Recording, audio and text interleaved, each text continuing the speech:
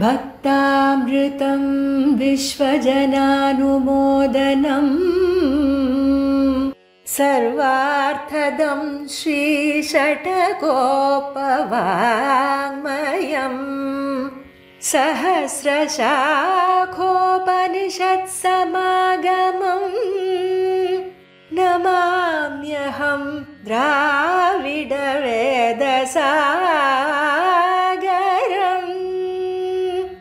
திருவழுதினாடென்னும் தென்குருகூரென்னும்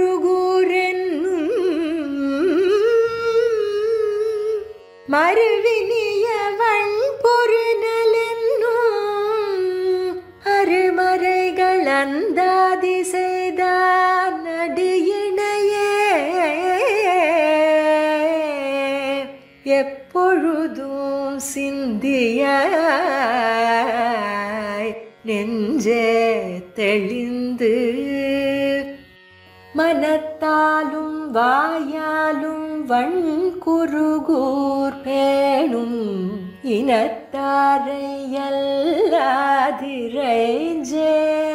தனத்தாலும் ஏதும் குறைவிலேன் எந்தை சடகோபன் பாதங்கள் யாமுடைய பற்று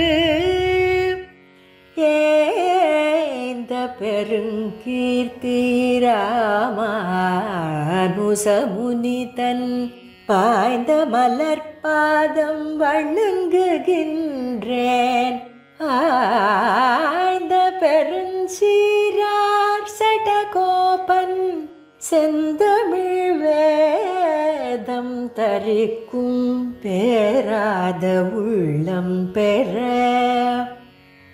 வார்த்தைகளும் சோலை மதிளரங்கர் வண்புகழ் மேல் ஆன்ற தமிழ் மறைகள் ஆயிரமும் ஈன்ற முதல் தாய் சடகோபன் மொயம்பால் வளர்த்த இதத்தாய் இராமானுசன் மிக்க இறை நிலையும் மெய்யாமுயிர் நிலையும் தக்க நெறியும் தடையாகி தொக்கியலும் ஊழ்வினையும் வாழ்வினையும் ஓதும் குருகையர்கோன் யாழினிசை வேதத்தியல். श्रीशैलेश दयापात्रं दीभक्त्यादिगुणार्णवं यतीन्द्रप्रवणं वन्दे रम्यजामातरं मुनिं रम्यजामातृयोगीन्द्रपादरेखामयं सदा तदा यत्तात्मसत्तादिं रामानुजमुनिं भजे.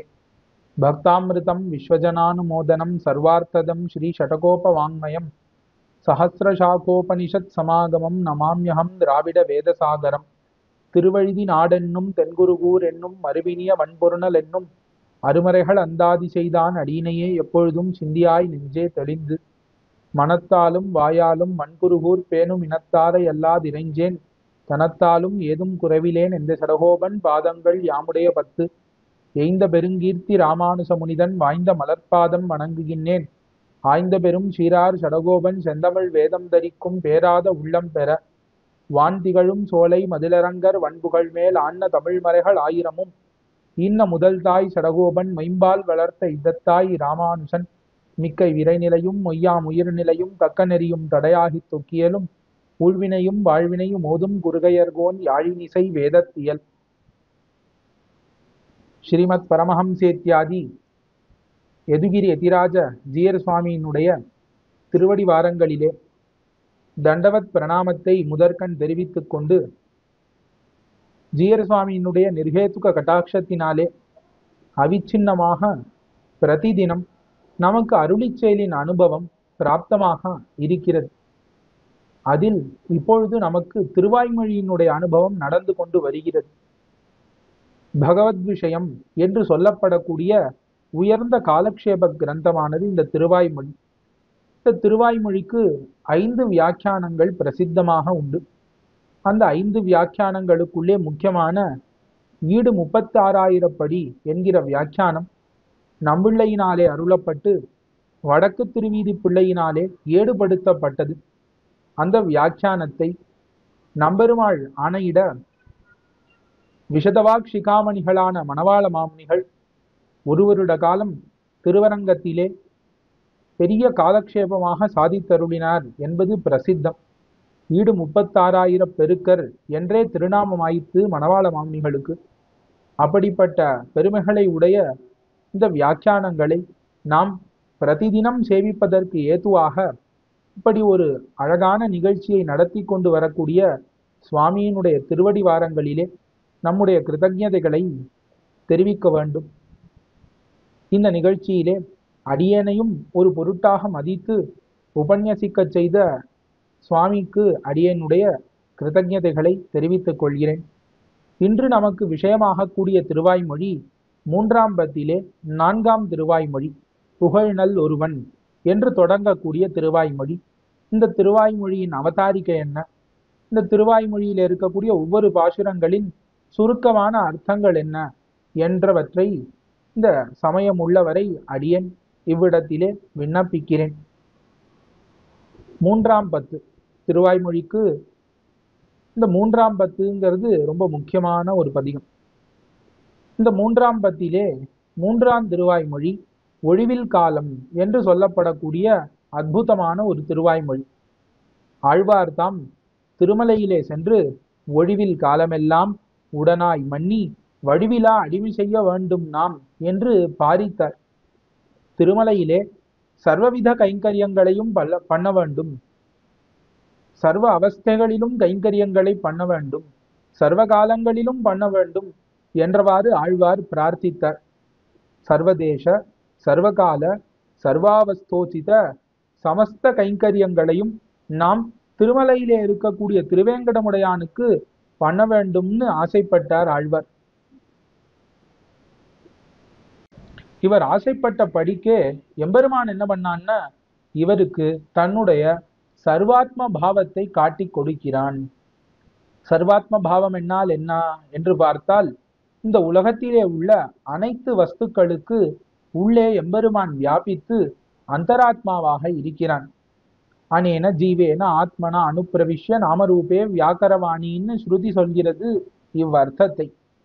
இந்த உலகத்திலே இருக்கக்கூடிய பதார்த்தங்கள் எல்லாம் அந்தந்த பதார்த்தங்களாக அந்தந்த உருவங்களோடு அந்தந்த பெயர்களோடு இருக்க வேண்டுமாகில் அதற்குள்ளே ஒரு ஜீவன் இருக்க வேண்டும். அந்த ஜீவனுக்குள்ளே எம்பெருமான் பரமாத்மாவாக இருந்து கொண்டு இவற்றை நியமிக்க வேண்டும் என்று இதற்கு தாத்பரியம். ஆகையாலே இருக்கக்கூடிய அனைத்து பதார்த்தங்களும் பகவதாத்மகங்கள். இப்படி எம்பெருமான் உள்ளே ஆத்மாவாக இருந்து இந்த பதார்த்தங்களை எல்லாம் தனக்கு சரீரமாக கொண்டு இத்தை நோக்கி கொண்டு வருகிறான், இதனுடைய சத்தையை காத்து கொண்டு வருகிறான். இத்தாலே பலித்தது என்னன்னு பார்த்தோமாகில் இந்த எல்லா பதார்த்தங்களும் எம்பெருமான்னு சொல்லலாம். எல்லா பதார்த்தங்களும் எம்பெருமான்னு சொல்லலாம். சத்தியம் ஞானம் அனந்தம் பிரம்மா என்று வேதங்கள் கூறுகிறது. இதுல இந்த அனந்தம் என்கிற இந்த சப்தத்துக்கு 3 வகையான பொருள்களை கூறுவார்கள் ஆச்சாரியர்கள். அதாவது தேச பரிச்சேத ராகித்யம், கால பரிச்சேத ராகித்யம், வஸ்து பரிச்சேத ராகித்யம் என்று 3. அனந்தன் என்றால் எல்லையற்றவன் பொருள். எத்தாலே எல்லை உடையவனாக ஆகிறான், எத்தாலே எல்லையற்றவனாக ஆகிறான்னு பார்க்க வேண்டுமே. ஆகையாலே முதலிலே தேசத்தினாலே, அடுத்தது காலத்தினாலே, அடுத்தது வஸ்துவினாலே. முதல்ல என்ன? தேசத்தினாலே. இந்த தேசத்திலே எம்பெருமான் இருக்கிறான், இந்த தேசத்திலே எம்பெருமான் இல்லைன்னு சொல்ல முடியாது. இப்ப பரிச்சேதம்னு அளவுபடுத்துதல். எம்பெருமானை அளவுபடுத்த முடியாது. எத்தாலே? இடத்தை கொண்டு அளவுபடுத்த முடியாது. இப்ப இந்த இடத்திலே எம்பெருமான் உள்ளான், இந்த இடத்திலே எம்பெருமான் இல்லைன்னு சொல்ல முடியாது. எங்கும் ஒக்க பறந்து வியாபித்து கறந்து இருக்கிறான் எம்பெருமான். ஆகையாலே ஒரு இடத்தை இட்டு எம்பெருமானை அளவுபடுத்த முடியாது, எல்லா இடத்திலும் இருப்பதினாலே. இரண்டாவதாக காலத்தகா பரிச்சேதம். காலத்தினாலே எம்பெருமானை அளவுபடுத்தலாமான்னு பார்த்தால் அதுவும் ஒண்ணாது. காலத்தினாலே அளவுபடுத்துதல்னா என்ன அப்படின்னு பார்த்தோமாகில் இந்த பொருள் இந்த காலத்திலே இருந்தது, இப்பொழுது இல்லை அப்படின்னு ஒரு பொருளை சொல்ல முடியும். இப்ப பழையவர்கள்லாம் இருந்தா, இப்ப பெரியோர்கள்லாம் முன்பு இருந்தார்கள், இப்பொழுது இல்லை. சிறியவர்கள்லாம் பின்பு வரப்போகிறார்கள், இப்பொழுது இல்லை. நாம் இப்பொழுது இருக்கிறோம், எப்பொழுது இல்லாமல் போவோம் தெரியாது. இந்த மாதிரி எல்லா பொருட்களுமே என்னாகும் இந்த உலகத்திலே, ஒரு காலத்திலே இருக்கும், ஒரு காலத்திலே இருக்காது. அந்த மாதிரி எம்பெருமானை பார்த்து இவன் இந்த காலத்திலே இருப்பான், இந்த காலத்திலே இருக்க மாட்டான்னு எப்படியாவது அளவுபடுத்த முடியுமான்னு பார்த்தால் முடியாது. எம்பெருமான் நித்யன், எப்பொழுதும் இருக்கக்கூடியவன், எல்லா காலத்திலும் இருக்கக்கூடியவன் ஆகையாலே எம்பெருமானை காலத்தை விட்டு அளவுபடுத்த முடியாது. மூன்றாவதாக நமக்கு இந்த பிரகரணத்திற்கு சேர்ந்தது வஸ்து பரிச்சேத ராகித்யம். வஸ்துவினாலே பரிச்சேதிக்க முடியாது. இதற்கு இரண்டு வகையான பொருள்களை ஆச்சாரியர்கள் கூறுவார்கள். அதிலே ஒரு பொருளை இப்பொழுது நாம் பார்க்கலாம். அதாவது,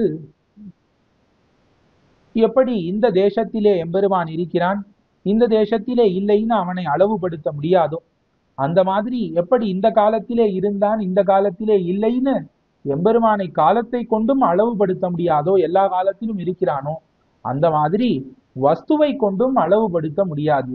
அது என்ன வஸ்துவை கொண்டு அளவுபடுத்துதல்னு, இந்த வஸ்துவாக எம்பெருமான் இருக்கிறான், இந்த வஸ்துவாக இல்லைன்னு சொல்ல முடியாது.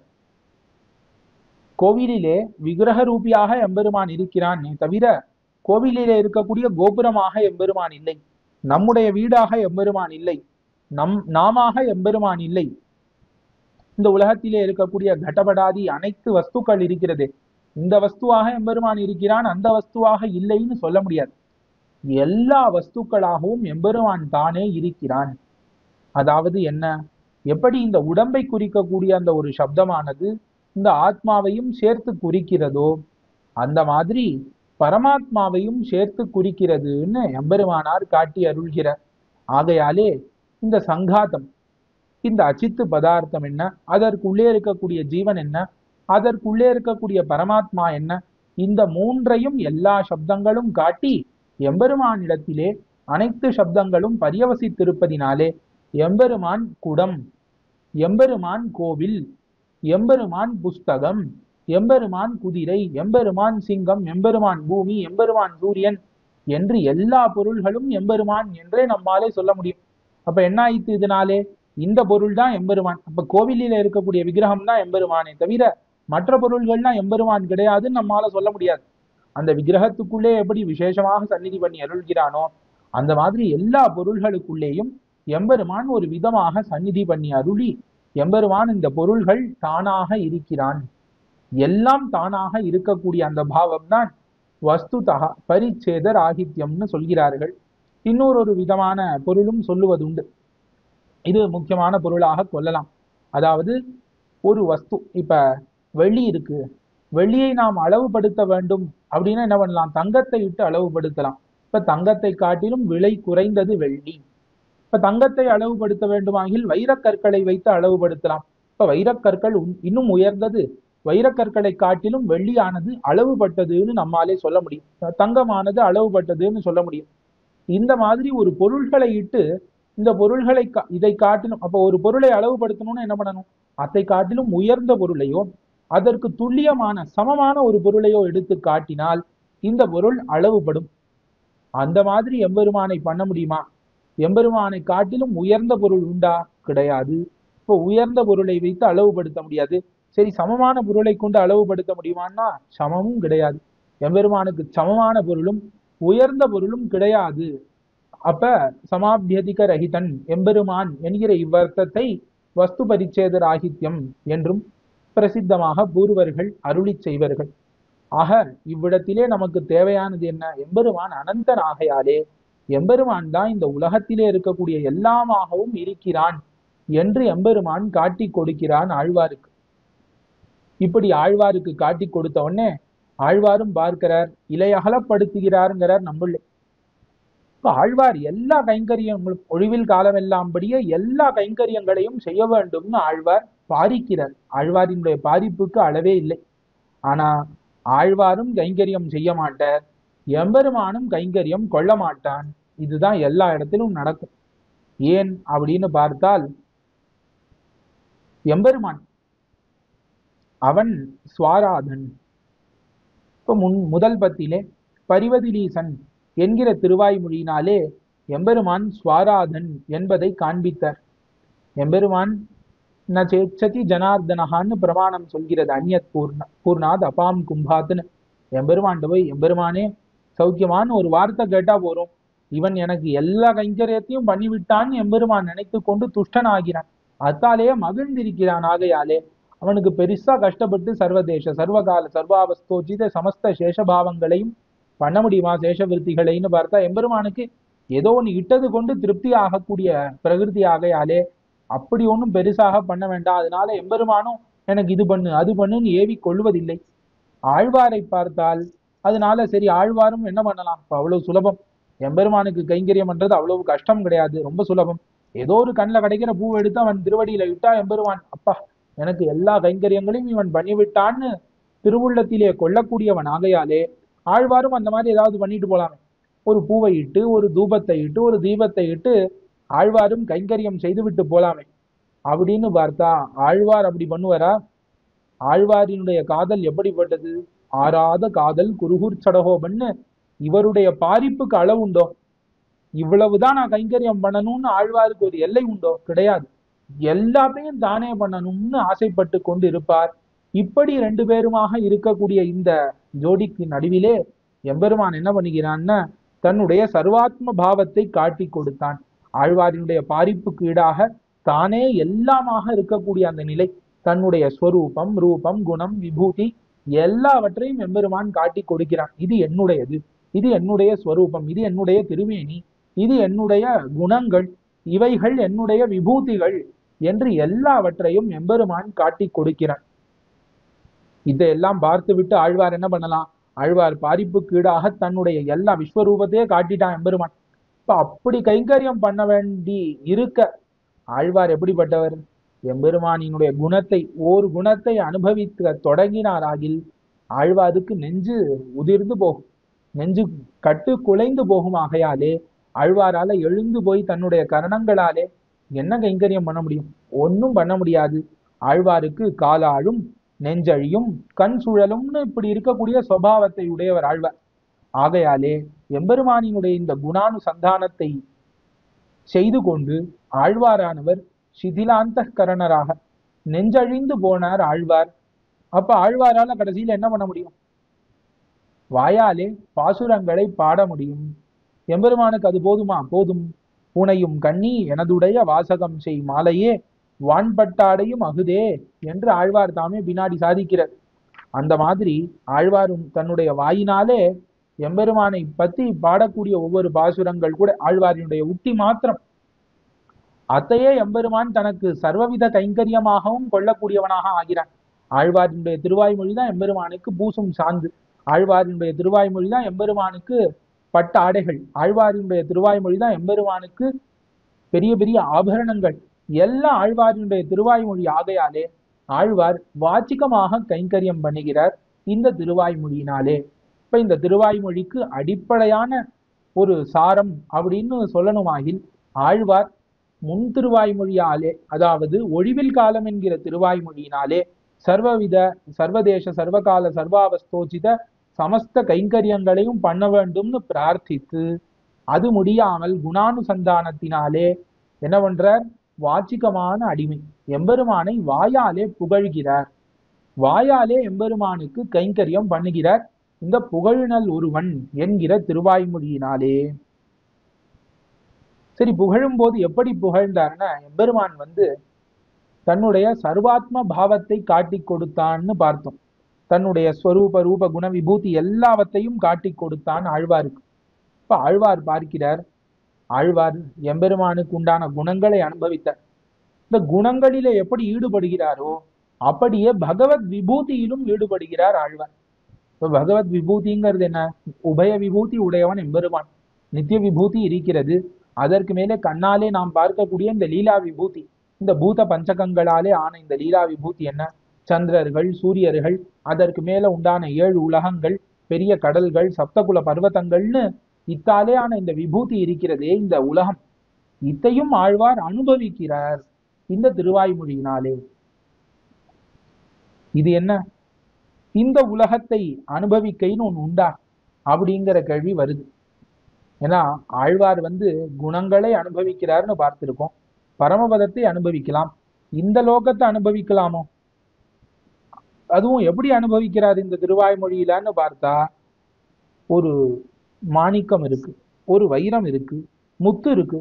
இதெல்லாம் தனித்தனியா அனுபவிப்பதை காட்டிலும் ஒரு ஆபரணத்திலே மாணிக்கம், வைரம், முத்து, ரத்தனங்கள் எல்லாத்தையும் பதித்து அதனுடைய அந்த கோர்வையினாலே அழகுற அந்த ஆபரணத்தை நாம் தரித்து கொண்டோம் ஆகில் இன்னும் எவ்வளவு அழகா இருக்கும், தனித்தனியா அனுபவிப்பதை காட்டிலும்.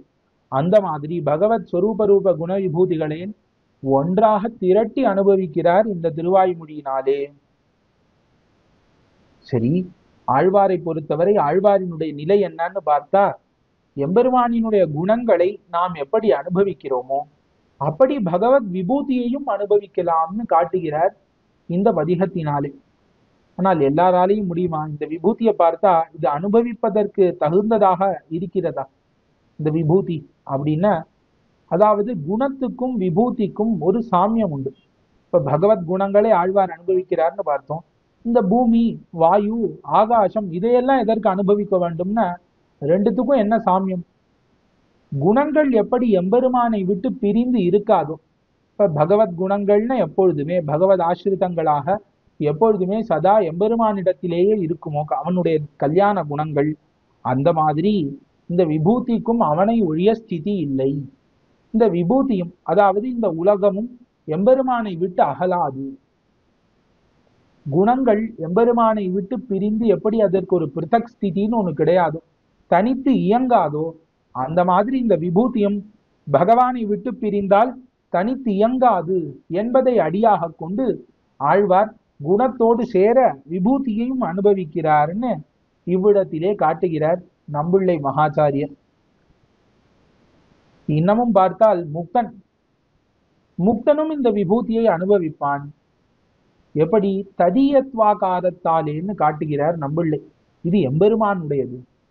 இப்ப குணங்கள் ஏன் அனுபாவியமாகிறது? எம்பெருமானுடையதுங்கிறதுனால. கல்யாண குணங்கள்னால எம்பெருமானை அனுபவிப்பதில்லை, இது எம்பெருமானுடையதுங்கிறதுனாலதான் கல்யாண குணங்களையே அனுபவிக்கிறோம். அது மற்ற இடங்களுக்கும் எம்பெருமானுக்கும் உள்ள தனி விசேஷம். மிச்ச இடங்கள்லாம் பூவை அனுபவிக்கிறோம்னா அதுல இருக்கக்கூடிய குணமாகிற மனத்தாலே, ரத்னத்தை விரும்புகிறோம் என்றால் அதிலே இருக்கக்கூடிய குணமாகிற அந்த ஒளி பளபளன்னு இருக்கக்கூடிய அந்த தன்மையினாலே தவிர இது ரத்னம் அப்படிங்கிறதுனால கிடையாது. ஆனா எம்பெருமானை விரும்புகிறோம்னா அது எம்பெருமானின் இடத்திலே இருக்கக்கூடிய கல்யாண குணங்களாலே அன்று எம்பெருமானுடையதுங்கிறதுனாலதான் கல்யாண குணங்களுக்கே ஏத்தம். இப்ப எம்பெருமானுடையது அப்படிங்கிற அந்த விஷயம் கல்யாண குணங்களுக்கு எப்படி இருக்கிறதோ அதே மாதிரி இந்த விபூதிக்கும் உண்டோ இல்லையோ, ததியமாக இருக்கிறதா இல்லையா? எம்பெருமானுடையது, ததியம்னா எம்பெருமான் உடையதுன்னு அர்த்தம். இப்ப எம்பெருமான் உடையதாக இந்த விபூதி இருக்கிறதா இல்லையா? இப்ப எம்பெருமானுடைய சொத்து, எம்பெருமானுடைய விபூதி என்கிற அந்த நோக்கிலே அனுபவிக்கலாம் அப்படின்னு ஆழ்வார் இறங்குகிறார். இப்ப வேதாந்திகள்லாம் எதிர்த்து கொண்டு வருகிறார்கள். வேதாந்தத்துல என்ன சொல்கிறது அப்படின்னு பார்த்தா, நோபஜனம் ஸ்மரன் நிதம் ஷரீரம் அப்படின்னு வாக்கியம் சாந்தோக்கியத்திலே காணப்படுகிறது.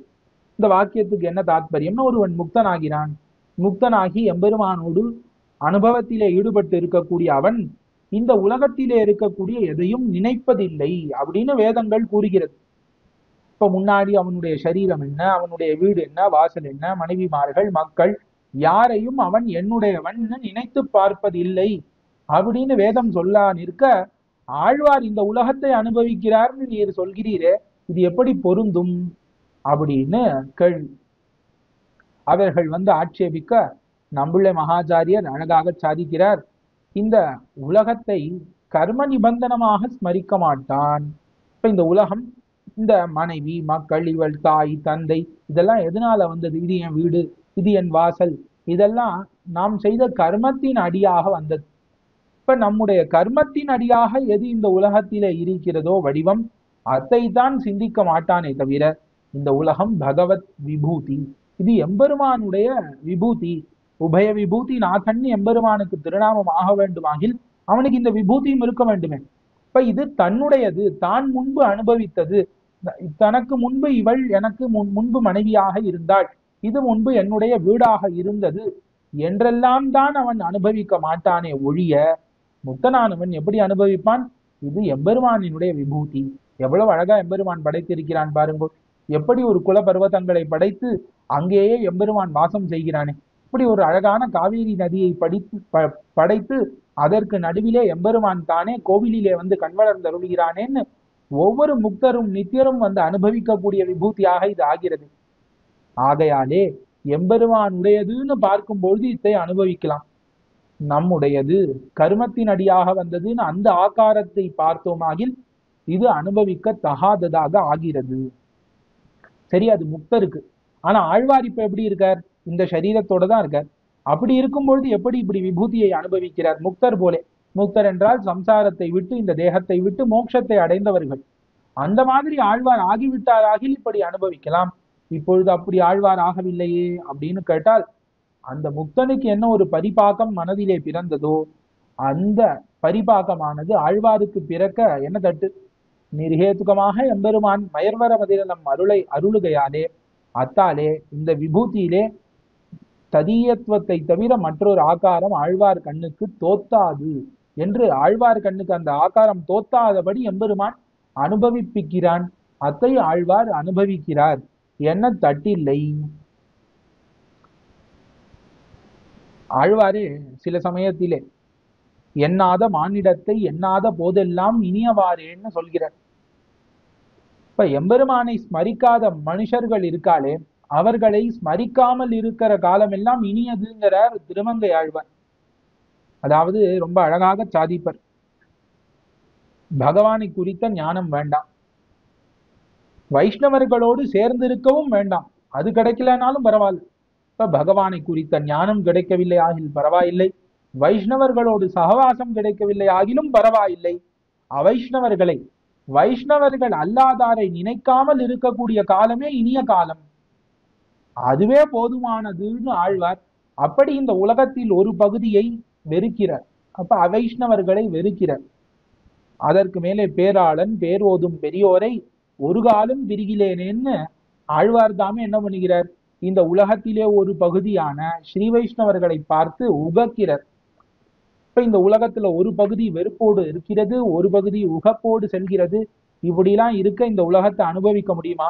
எம்பெருமானுடையதுங்கிற அந்த ஒரு நோக்கையே வைத்து கொண்டு இந்த உலக அனுபவத்துக்கு விஷயமாக ஆகுமா என்றால், அந்த அறிவு, அதாவது இப்படி பகுத்து பார்க்கக்கூடிய நிலை வந்து ஞானம் ஏற்படும் பொழுது நடக்கும். அதாவது தத்துவத்திரய ஞானம் ஏற்படும் பொழுது எம்பெருமான் இந்த விபூதியை காட்டி கொடுக்கும் பொழுது ஆழ்வார் நன்னா பார்த்து அனுபவிக்கிறார். அனுபவிக்கும் பொழுது எப்படி தெரிந்து கொள்ள வேண்டும் இந்த விபூதியினா, ஜீவன், ஈஸ்வரன், அச்சித்துன்னு 3 தத்துவங்கள் இருக்கிறதே. இதுல இந்த தத்துவத்திரய ஞானம் வரும் பொழுது ஜீவனாகிற நமக்கு ஈஸ்வரன் உபாதேயன், ஈஸ்வரனை கை கொள்ள வேண்டும், அச்சித்தை கைவிட வேண்டும்ங்கிற அந்த ஞானம் பிறக்க வேண்டும். அப்படி அந்த சமயத்திலே எது நமக்கு கை கொள்ளத்தக்கது, எது கைவிடத்தக்கதுங்கிற அந்த ஞான தசை வரும் பொழுது, ஞானம் பிறந்த தசையிலே இந்த மாதிரி பேச்சு இருக்கும். ஸ்ரீ வைஷ்ணவர்கள் கை கொள்ளத்தக்கவர்கள், ஸ்ரீ வைஷ்ணவர்கள் அல்லாதோர் நினைக்க கூட தக்கவர்கள் அண்ணுன்னு அப்படி ஒரு பரிபாகம் ஏற்படும். ஆனால் பிராப்தி தசை, அதாவது ஒரு முக்த தசை, இந்த சம்சார பந்தத்தை கடந்து மோட்சத்தை அடைந்து இனி இந்த உபய விபூதியும் எம்பெருமானுடையதுன்னே தோத்தக்கூடிய ஒரு பிராப்தி தசை வந்தவாறே எல்லாம் பகவத் குணம் என்ன, பகவத் விபூதி என்ன, இரண்டும் அனுபாவியமாகவே இருக்கும் என்று காட்டுகிறார் ஆச்சாரியர். ஆக இப்படி இருக்கிறபடியினாலே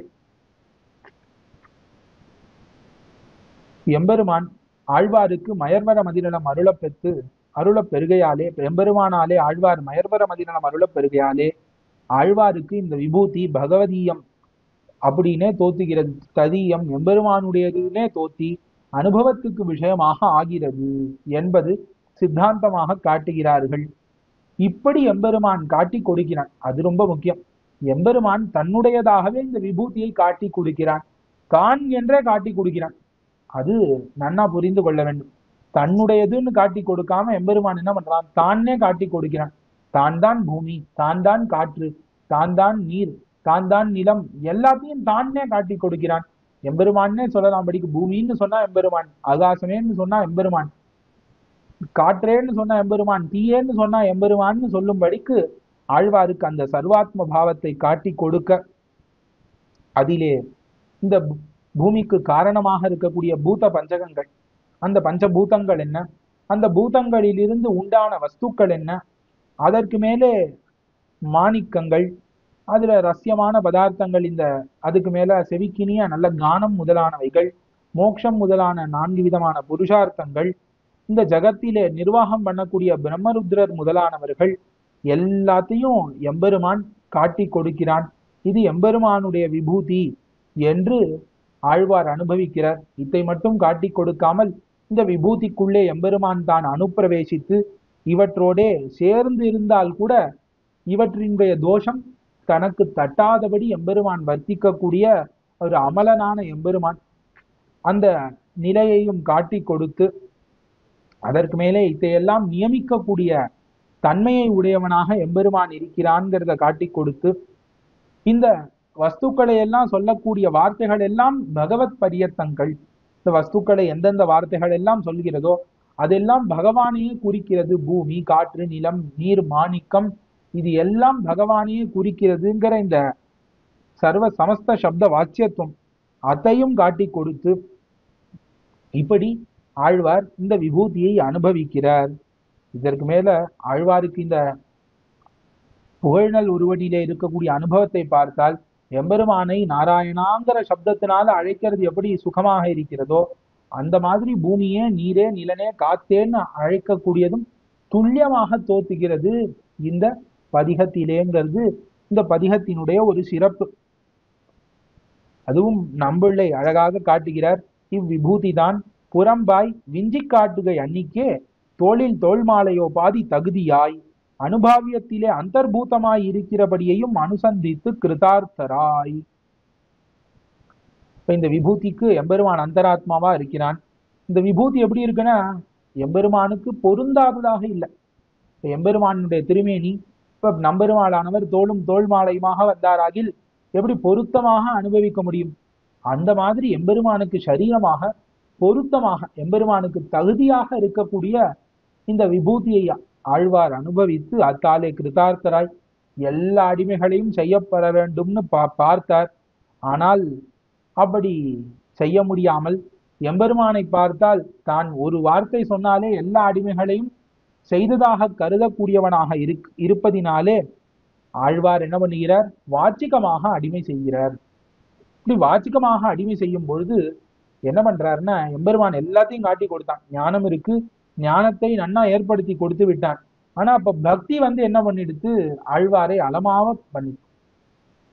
இப்ப ஆழ்வார் இங்கும் அங்கும் அலையிறார். எந்த வார்த்தையை வைத்து எம்பெருமானை நான் கூப்பிடுவேன்? எம்பெருமானுக்கு வாச்சிகமாக அடிமை செய்ய வேண்டும். அப்ப அந்த கண்ணனை நான் அழைக்க வேண்டுமாகில் அவரை நான் புகழ்நல் ஒருவன்னு கூப்பிடுவேனா, பூவின்னு கூப்பிடுவேனா, திகழும் தன் பறவைன்னு சொல்லுவேனா, தீன்னு சொல்லுவேனா, வாயுன்னு சொல்லுவேனான்னு ஆழ்வாரானவர் எந்த வார்த்தையை இட்டு நான் எம்பெருமானை அழைப்பேன்னு இப்படியே இந்த பதிகம் முழுக்க அத்தை சொல்லுவேனோ இத்தை சொல்லுவேனோன்னு இப்படி அலமருகிறார் இந்த பதிகத்தினாலே என்று காட்டுகிறார்கள். ஆகையாலே சுருக்கமாக பார்த்தால் ஆழ்வார் வழுவிலா அடிமை செய்ய வேண்டும், நாம் ஒழிவில் காலம் எல்லாம் உடனாய் மண்ணின்னு எல்லா அடிமைகளையும் செய்யப்பெற வேண்டும்னு பிரார்த்தித்தார், பாரித்தார். அதற்கு ஏத்த மாதிரி எம்பெருமானும் தன்னுடைய சர்வாத்ம பாவத்தை காட்டி கொடுக்க, அந்த சர்வாத்ம பாவத்தை வெளிப்படுத்தக்கூடிய சொற்களை கொண்டு இத்தாலே எம்பெருமானை கூறுவேனா, அத்தாலே எம்பெருமானை கூறுவேனா என்று வாச்சிகமாக அடிமை செய்து தலை கட்டுகிறார் இந்த புகழ்நல் ஒருவன் என்கிற திருவாய்மொழியிலே. இதுதான் இந்த திருவாய்மொழிக்காக இருக்கக்கூடிய அவதாரிகை. இனி ஒவ்வொரு பாசுரங்களின் சுருக்கமான அர்த்தங்களை தொடர்ந்து அனுபவிக்கலாம். இப்பொழுது முதல் பாட்டினுடைய அர்த்த விசேஷங்களை அனுபவிப்போம். இந்த திருவாய்மொழிக்காக இவ்வளவு நேரம் நம்ம கதை பார்த்தோமே, அவதாரிகை, இதெல்லாம் எங்கிருந்து ஆச்சாரியர்கள் கூறுகிறார்கள்னா இந்த பாசுரங்களில் இருந்துதான். அப்படி இந்த திருவாய்மொழிக்கான சாரமாக இருக்கக்கூடியது இந்த முதல் பாட்டு. புகழ்நல் ஒருவனெங்கோ பொருவில் சீர் பூமியங்கோ திகழும் தன் பறவையங்கோ தீயங்கோ வாயுவெங்கோ நிகழும் ஆகாசமெங்கோ நீழ்சுடர் இரண்டுமெங்கோ இகழ்விலி வனைத்தும் என்கோ கண்ணனை கூவுமாறே என்று பாசுரம். இந்த பாசுரத்திலே ஆழ்வார் விபூதியையும் அனுபவிக்கிறார் என்பதை காட்டும் விதமாக இகழ்வில் இவ்வனைத்தும் எங்கோன்னு இருக்கிறது. அதை அவ்விடத்திலே பார்ப்போம். இந்த திருவாய்மொழிக்கான சங்கிரகம் இந்த முதல் பாட்டுன்னு பார்த்தோம். இந்த முதல் பாட்டாலே ஆழ்வார் அனுபவிக்கக்கூடிய அர்த்தம் யாது அப்படின்னு பார்த்தோமாகில், ஆழ்வார் குணங்களோடு சேர விபூதியை அனுபவிக்கிறார்னு அர்த்தம் சொன்னார்கள் அல்லவா அவதாரிகையிலே, அதேதான் இந்த முதல் பாட்டுக்கும் பொருள். ஆழ்வாரானவர் எம்பெருமானினுடைய கல்யாண குணங்களோடு இந்த லீலா விபூதியையும் சேர்த்து அவனுடையதாகவே அனுபவித்து தலை கட்டுகிறார். இந்த முதல் பாசுரத்தினாலே புகழ் நல் ஒருவன் எங்கோ என்கிற இந்த பாசுரத்தினாலே அதுல முதல் வார்த்தை புகழ் நல் ஒருவன் என்கோ. என்கோ அப்படின்னா என்ன சொல்லுகேனோன்னு அர்த்தம். இப்படி சொல்ல முடியுமா? புகழ் நல் ஒருவன் என் வாயாலே சொல்ல முடியுமா? புகழ் நல் ஒருவன் எங்கோன்னு பொருவில் சீர் பூமி எங்கோன்னு சொல்ல முடியுமா? நிகழும் தன் பறவை எங்கோ தீ எங்கோ வாயு எங்கோன்னு சொல்ல முடியுமா? எப்படி நான் சொல்லுவேன் எம்பெருமான? எந்த வார்த்தையிட்டு சொல்லுவேன்னு தெரியலையேன்னு ஆழ்வார் அலமருகிறார் இந்த திருவாய்மொழியினாலேன்னு பார்த்தோம். இப்ப அதுல முதல்ல சொல்லக்கூடியது புகழ் நல் ஒருவன் என்கோ. புகழ் நல் ஒருவன் எம்பெருமான சொல்ல முடியுமான்னு கேட்கிறார். இத பிரித்து பார்க்கலாம். ஒருவன், நல்லொருவன், புகழ் நல் ஒருவன். இப்போ ஒருவன்னா என்ன அர்த்தம்? ஒருனா அத்விதீயம்னு அர்த்தம். இப்ப இரண்டாவது இல்லாதவன், இவனை போன்றும் இவனை காட்டிலும் உயர்ந்தது இல்லாத வஸ்துவுக்கு ஒருன்னு சொல்லுவார்கள். அத்விதீயம்னு அர்த்தம். ஒருவன், இப்ப அத்விதீயமாக இருக்கக்கூடியவன் யாரு? புருஷோத்தமன். ஒரு புருஷன், அத்விதீயமான புருஷன், அவன் தான் ஒருவன்.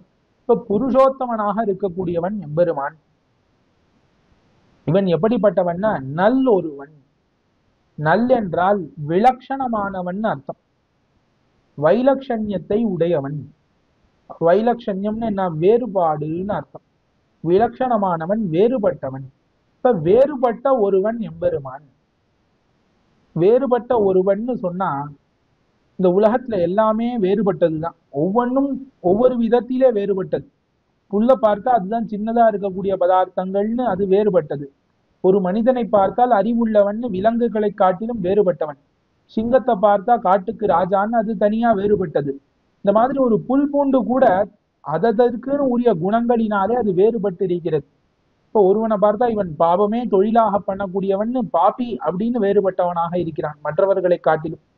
ஒருத்தனை பார்த்தா அவன் புண்ணியமே யாத்திரையாக இருந்து மற்றவர்களை காட்டிலும் வேறுபட்டவனாக இருக்கிறான். இந்த வேறுபாடுங்கிறது எல்லா வஸ்துக்களிலும் உண்டு.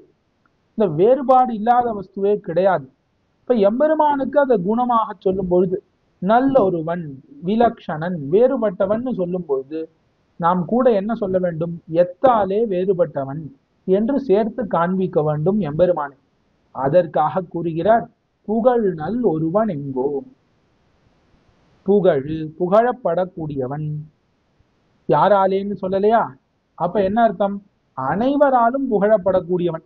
ஸ்ருதிகள் புகழ்கிறது, ஸ்மிருதிகள் புகழ்கிறது, இதிகாசங்கள் புகழ்கின்றன, புராணங்கள் புகழ்கின்றன.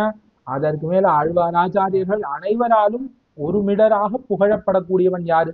எம்பெருமான். அப்படி புகழப்படக்கூடிய கல்யாண குணங்களை உடையவன் எம்பெருமான் என்று இதற்கு தாத்பரியம். இந்த இடத்துல ஆழ்வார் என்னென்ன கல்யாண குணங்களை திருவுள்ளத்திலே கொண்டிருக்கிறார்னு காட்டுகிறார் நம்பிள்ளை.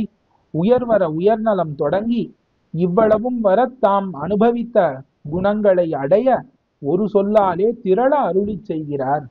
இப்போ உயர்வர உயர்நலம் தொடங்கி ஒவ்வொரு பதிகமாக ஒவ்வொரு குணங்களையாக எம்பெருமான் காட்டிக் கொண்டு வர ஆழ்வார் தாமும் அனுபவித்து கொண்டே வருகிறார்னு பார்த்தோம்.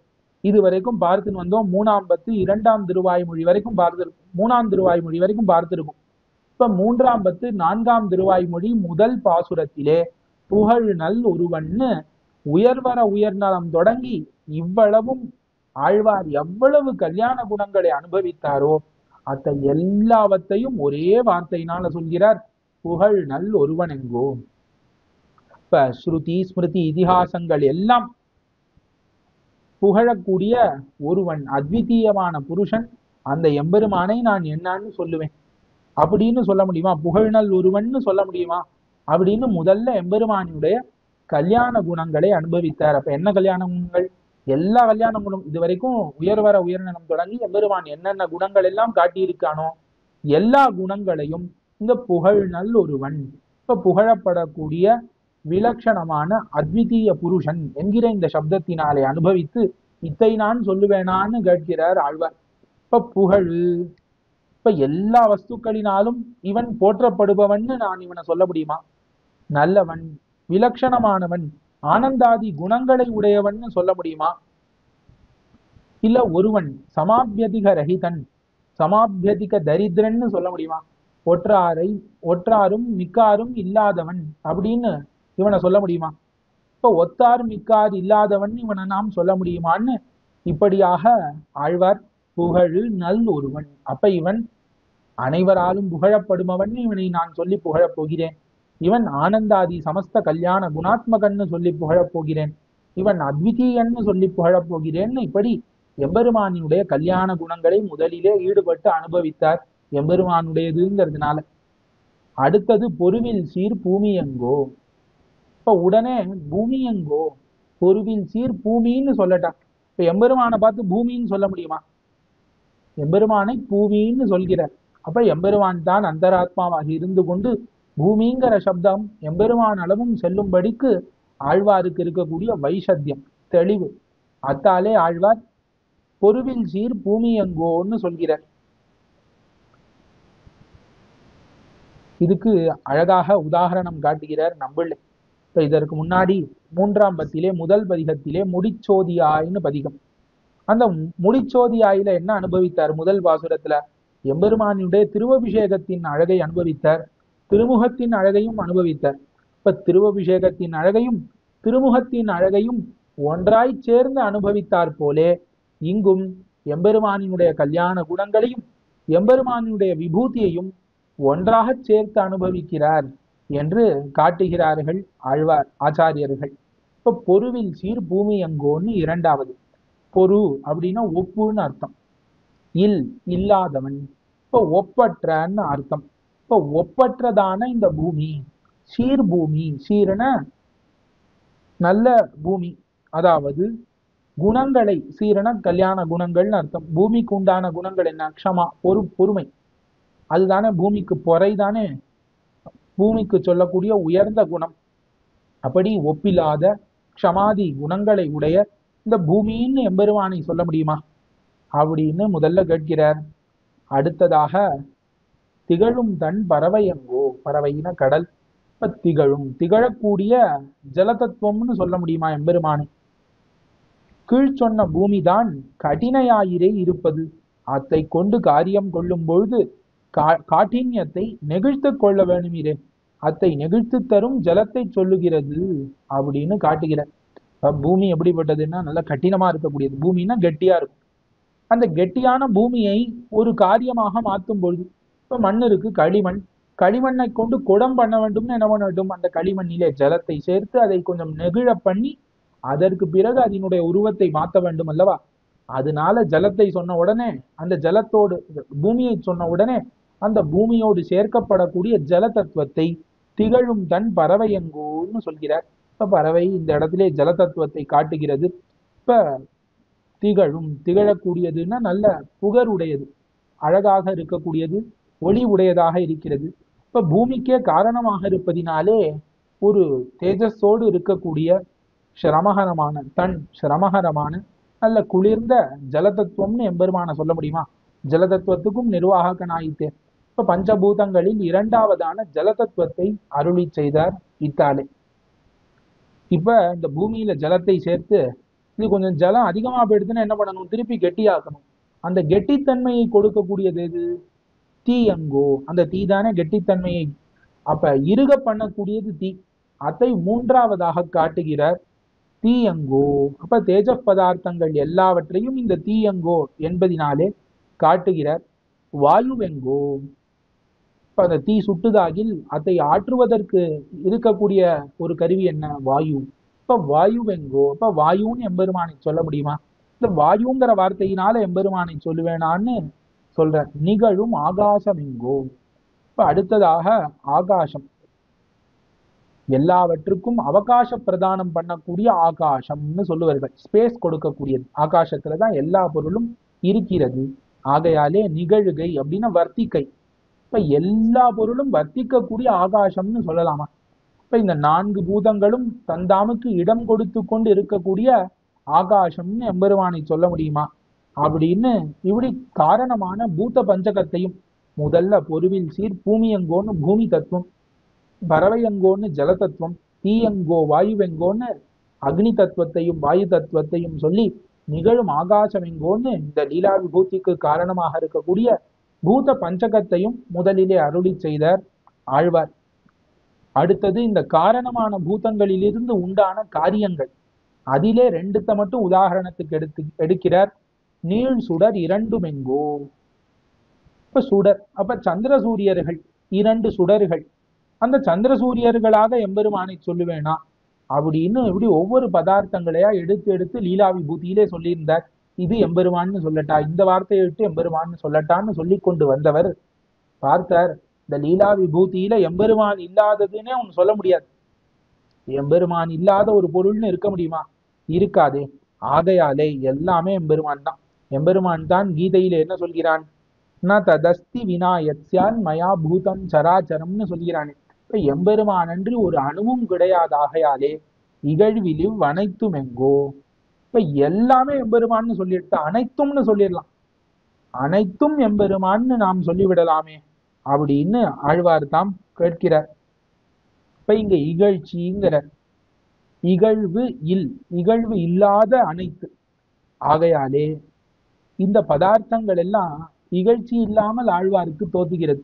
இப்ப நாம் பார்த்தா இந்த சம்சாரத்தை இகழ வேண்டும் இகழ வேண்டும்னு சொல்லிட்டு ஆழ்வாருக்கு இகழ்விலிவ் அனைத்துன்னு இது எல்லாம் தோத்துகிறதுக்கு காரணம் என்ன? ஆழ்வாருக்கு இதெல்லாம் இது கடம், இது பட்டம், இது செடி, இது கொடி, இது மலை, இது கடல், இப்படி ஆழ்வார் கண்ணுக்கு தெரிவதில்லை. ஆழ்வார் கண்ணுக்கு தெரிவது என்ன? இது எம்பெருமானினுடைய சொத்து, இது பகவத் விபூதி என்று தோத்துகையாலே ஆழ்வாருக்கு எல்லாம் அனுபவிக்கத்தக்கதாக இருக்கிறது என்பதை இந்த இகழ்வில் என்கிற இந்த பதத்தின் மூலம் நாம் அறிகிறோம். இதை வைத்துதான் அவதாரிகையிலே அனைத்தையும் நமக்கு காட்டுகிறார்கள். கண்ணனை கூவுமாறு. இப்ப இதெல்லாம் யாரை சொல்லுவது? கண்ணனை சொல்லக்கூடிய வார்த்தை. இப்ப பொருவில் சீர் பூவின்னு சொன்னாலும் அது கண்ணன் தான், கண்ணன்னு சொன்னாலும் அது கண்ணன் தான். இப்ப அர்ஜுனன் சொல்றான், ஹே கிருஷ்ண ஏ யாதவ ஏ மாதவே ஹே சகேதின்னு சொல்கிறான். இப்ப அர்ஜுனன் ஹே கிருஷ்ணா அப்படின்னு சொல்றதும், ஆழ்வார் பூமியே தீயே வாயுவே காற்றே வாயுவே ஆகாசமேன்னு சொல்றதும் ரெண்டுத்துக்கும் ஒரு வேற்றுமையும் கிடையாது. ரெண்டும் ஒண்ணுதான் என்று சொல்லும்படிக்கு எம்பெருமானின் நிலையை ஆழ்வார் அனுபவித்து அதை இந்த இடத்திலே காட்டுகிறார். கண்ணனை கூவுமாறு. கண்ணனை நான் எப்படி சொல்லுவேன்? கண்ணனை கூவுமாறு புகழ்நல் ஒருவன்னு கூவட்டா, பொருவில் சீர் பூமின்னு அழைக்கட்டா,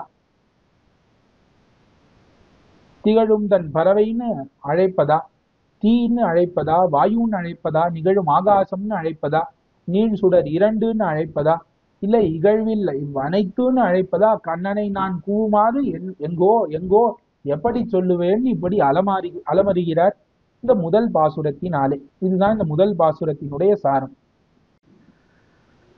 இப்படி முதல் பாசுரம் முடிந்தவாறே 2ஆம் பாசுரத்தை அனுபவிக்கலாம். கூவுமாறு அறியமாட்டேன் குன்னங்கள் அனைத்தும் எங்கோ, மேவு சீர் மாரியங்கோ விலங்கு தாரகைகள் எங்கோ, நாவியல் கலைகள் எங்கோ ஞானநல் லாவியங்கோ, பாவு சீர் கண்ணன் எம்மான் பங்கைய கண்ணனையே. இது 2ஆம் பாசுரம்.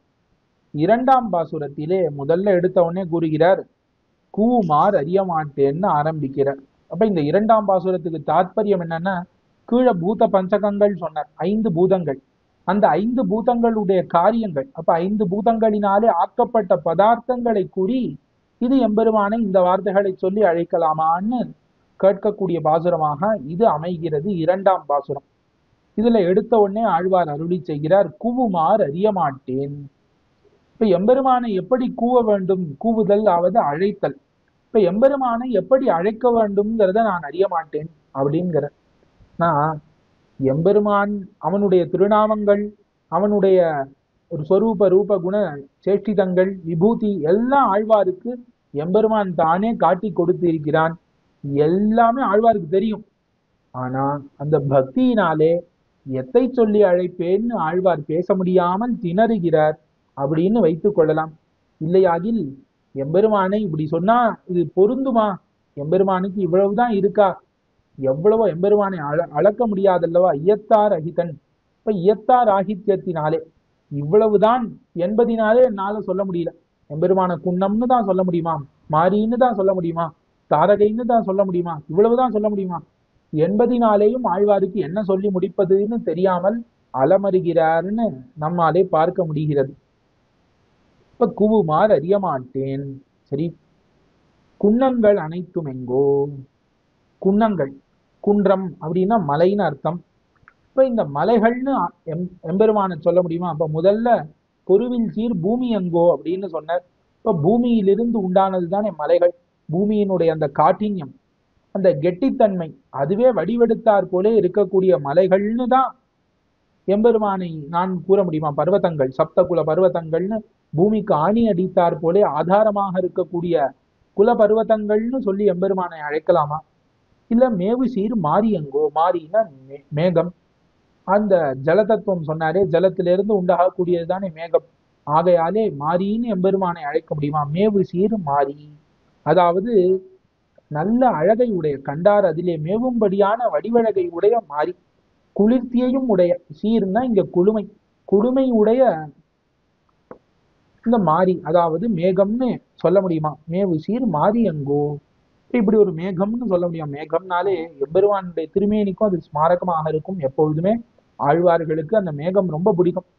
ஆகையாலே அந்த மேகம்னு ஜல தத்துவத்தின் காரியமான மேகத்தை இட்டு அழைப்பதா? விலங்கு தாரகைகள் எங்கோ? விலங்கு தீயங்கோன்னு சொன்னாரா? அடுத்தது தேஜஸ், நெருப்பிலிருந்து வரக்கூடியதுதான் தாரகைகள், அதாவது நட்சத்திரங்கள், தேஜஸ் பதார்த்தங்கள், ஒளியை உடைத்தான பதார்த்தங்கள். இந்த தாரகைகள்னு சொல்லட்டா? விளக்கம், விளக்கத்தை உடைத்தான, நல்ல ஒளியை உடைத்தான நட்சத்திரங்கள்னு நான் சொல்ல முடியுமா எம்பெருமானே? இப்ப தீயினுடைய காரியமான நட்சத்திரங்களை இந்த இடத்திலே தாரகைகள் அப்படின்னு காட்டுகிறார் ஆழ்வார். அடுத்ததாக இருக்கக்கூடிய நாவியல் கலைகள் எங்கோ? இப்ப நான்காவதாக என்ன வரணும்? காத்து வர வேண்டும். இவ்விடத்திலே என்ன சொல்கிறார்? காத்தினுடைய காரியமாக சொல்லப்படுவது நாவியல் கலைகள் எங்கோ? நாவிலே இருக்கக்கூடிய அந்த நாவாலே இயற்றப்பட்ட 64 கலைகள். இப்ப 64 கலைகளும் எம்பெருமானேன்னு சொல்லட்டா? சரி, காற்றுக்கும் 64 கலைகளுக்கும் என்ன சம்பந்தம் அப்படின்னு பார்த்தா, இந்த நாவியல், அப்ப நாக்காலே சொல்லப்படக்கூடிய சப்தங்கள், இந்த கலைகள் சப்த ரூபங்களினாக இருப்பதினாலே இந்த சப்தங்கள், இந்த உபதேசிக்கப்படக்கூடிய சப்தங்கள் எப்படி உண்டாகின்றனன்னு பார்த்தா காத்தாலே தான். இப்ப அந்த காத்து நாபி மண்டலத்திலிருந்து தொண்டைக்கு அதுக்கப்புறம் ஒவ்வொரு ஸ்தானத்திலே பட்டு அத்தாலே சப்தங்கள் அபிவியக்தமாகின்றன அப்படின்னு சிக்ஷா முதலான சாஸ்திரங்களிலே சொல்லுவதினாலே அந்த காற்று மூலமாக தானே வாயிலிருந்து உச்சரிக்க முடியாது. இந்த காத்தினுடைய அந்த ஒரு போக்கு, அது பல்லிலே பட்டு, இல்ல உதட்டிலே பட்டு, மேல் அன்னத்திலே பட்டு, நாக்கிலே பட்டு, தொண்டையிலே பட்டு, இந்த மாதிரி ஒவ்வொரு இடத்திலும் படும்பொழுதுதானே ஒவ்வொரு சப்தங்கள் வெளிவருகிறது, அக்ஷரங்கள். ஆகையாலே சப்தங்கள் வாயு காரியம்னு சொல்லலாம். இப்ப எப்படி மேகம் ஜலத்திலிருந்து உண்டானதுன்னு சொல்லலாமோ, அந்த மாதிரி சப்தங்கள் வாயுலிருந்து உண்டானதுன்னு சொல்றதுனால நாவியல் கலைகள் எங்கோ? அப்ப 64 கலைகள் ரூபமாக எம்பெருமான் தான் இருக்கிறான்னு இப்படி சொல்ல முடியுமா அப்படின்னு கேட்டார். அடுத்தது ஞான நல் ஆவி எங்கோ? ஞான நல் ஆவி அப்படிங்கிறதுனால என்ன சொல்லப்படணும்? ஐந்தாவதாக மீதி இருக்கக்கூடியது ஆகாசம். ஆகாசத்தை, அதனுடைய காரியத்தை தான் ஞான நல் ஆவின்னு சொல்ல முடியும். ஆகாசத்தோட காரியம் என்னன்னு பார்த்தா சப்தம் தான். சப்தம் தான் ஆகாசத்தினுடைய குணம், அதுதான் காரியம். சப்த குணக்கம் ஆகாசம்னு சொல்லுவார்கள். இப்ப ஞான நல் ஆவிங்கிறதுனால சப்தத்தை தான் குறிக்கிறார் அப்படிங்கிறது நமக்கு இந்த பாரிசேஷியா தெரிகிறது. அப்ப மீதி இருக்கிறதுனால தெரிகிறது. இப்ப 5 பூதங்கள், அதற்குண்டான 5 காரியங்கள் சொல்கிறார். அதுல 4 காரியங்கள் முடிந்து போயிடுத்து. இப்ப 5வது பூதமான ஆகாசத்துக்கு இருக்கக்கூடிய 5வது காரியமான சப்தத்தை சொல்ல வேண்டும். ஆனா இங்க இருக்கக்கூடிய வார்த்தை என்னன்னு பாருங்கோ, ஞான நல் ஆவி எங்கோ? ஞான நல் ஆவிங்கிறதுனால சப்தத்தை சொல்ல முடியுமா அப்படின்னு கேட்டா ஒரு வகையாக நாம் அதற்கு வியாக்கியானம் பண்ண வேண்டும். ஏன்னா அதுதான் இந்த இடத்துல அர்த்தமாக வருவதற்கு உச்சிதம். ஆவி அப்படின்னு என்ன? உயிர். இப்ப உயிரினாலே ஆகு பெயராக லட்சணையாக உடம்பை சொல்லுவோம். ஞான நல் ஆவி, ஞானத்தினுடைய உடம்பு. இப்ப இந்த ஞான நல் ஆவிக்கு என்ன அர்த்தம்? ஞானத்தின் உடம்புன்னு அர்த்தம். இந்த ஞானத்தின் உடம்பை பார்த்தால் எது ஞானத்தின் உடம்பாக ஆகிறதுன்னு சப்தம். இப்ப சப்தம் என்ன பண்ணுகிறது? ஞானத்தை நமக்கு தருகிறது. இந்த சப்தத்தை கேட்டா அந்த சப்தத்திலே இருக்கக்கூடிய ஞானத்தை நாம் பெறுகிறோம். ஸ்வதகா சப்தத்துக்கு தோஷம் கிடையாது. இப்ப வேதங்கள்லாம் சப்த ராசிகளாக இருக்கின்றன. இப்ப வேதங்களை கேட்டால் நமக்கு அதனுடைய ஞானம் கிடைக்கிறது. இப்ப வேதங்கள், ஸ்மிருதி, இதிகாச புராணங்கள் ஆகிய இந்த சப்த ராசிகளாக எம்பெருமான் இருக்கிறான் என்று ஆகாசத்தின் காரியமான சப்தங்களை ஞானத்தை பொதித்து கொண்டு கிடக்கிறபடியினாலே ஞானத்தின் உடம்பு. அப்ப சப்தங்களை கேட்ட உடனே நமக்கு ஞானம் வருகிறபடியினாலே இப்ப இந்த சப்தங்களை ஞானத்தின் உடம்பு, ஞானத்தின் சரீரம், ஞான சரீரம் என்று காட்டுகிறார்கள். ஞான நல் ஆவி என்கிற இந்த வார்த்தையினாலே, ஆவிங்கிற அந்த வார்த்தை லட்சணையா சரீரத்தை காண்பித்து ஞான நல் ஆவி என்கிற அர்த்தமாக நமக்கு இவ்விடத்திலே வருகிறது. இப்ப இதுவரைக்கும் என்ன சொன்னாருன்னா 5 பூதங்களுக்கு உண்டான 5 காரியங்களை இவ்விடத்திலே காட்டினார். பூமியினுடைய காரியமான குன்னம், மலைகள், ஜலத்தினுடைய காரியமான மேகங்கள் அப்படின்னு எம்பெருமானை கூற முடியுமா? தீயினுடைய காரியமான நட்சத்திரங்கள்னு எம்பெருமானை கூற முடியுமா? வாயுவினிடமிருந்து வந்த சப்தங்களிலால் ஆன 64 கலைகள்னு சொல்ல முடியுமா? இல்ல ஞானத்தை காட்டக்கூடிய ஆகாச காரியமான சப்தம் என்று எம்பெருமானை காட்ட முடியுமா என்றெல்லாம் சொல்லி கொண்டு வந்தார். இப்படி பாவு சீர் கண்ணன் எம்மான் பங்கைய கண்ணனையே, பாவு சீர் கண்ணன்.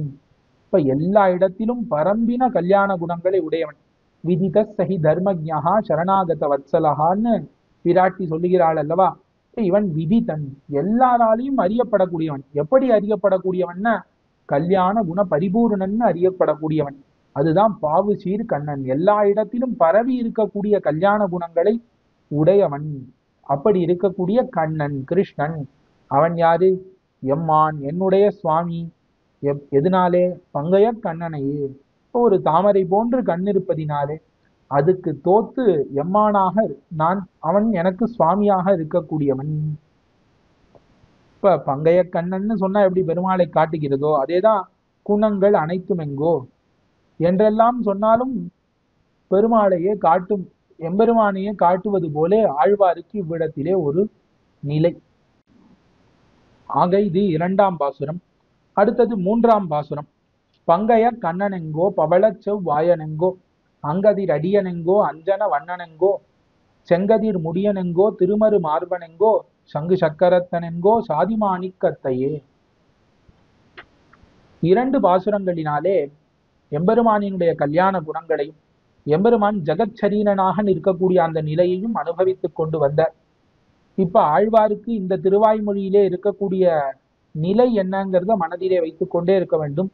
எம்பெருமானினுடைய ஜகத், எம்பெருமானினுடைய விபூதியும் எம்பெருமானுக்கு அசாதாரணமாக இருக்கக்கூடிய சொரூப ரூப குணங்களும் ஒன்றாக தோத்துகிறது ஆழ்வாருக்கு.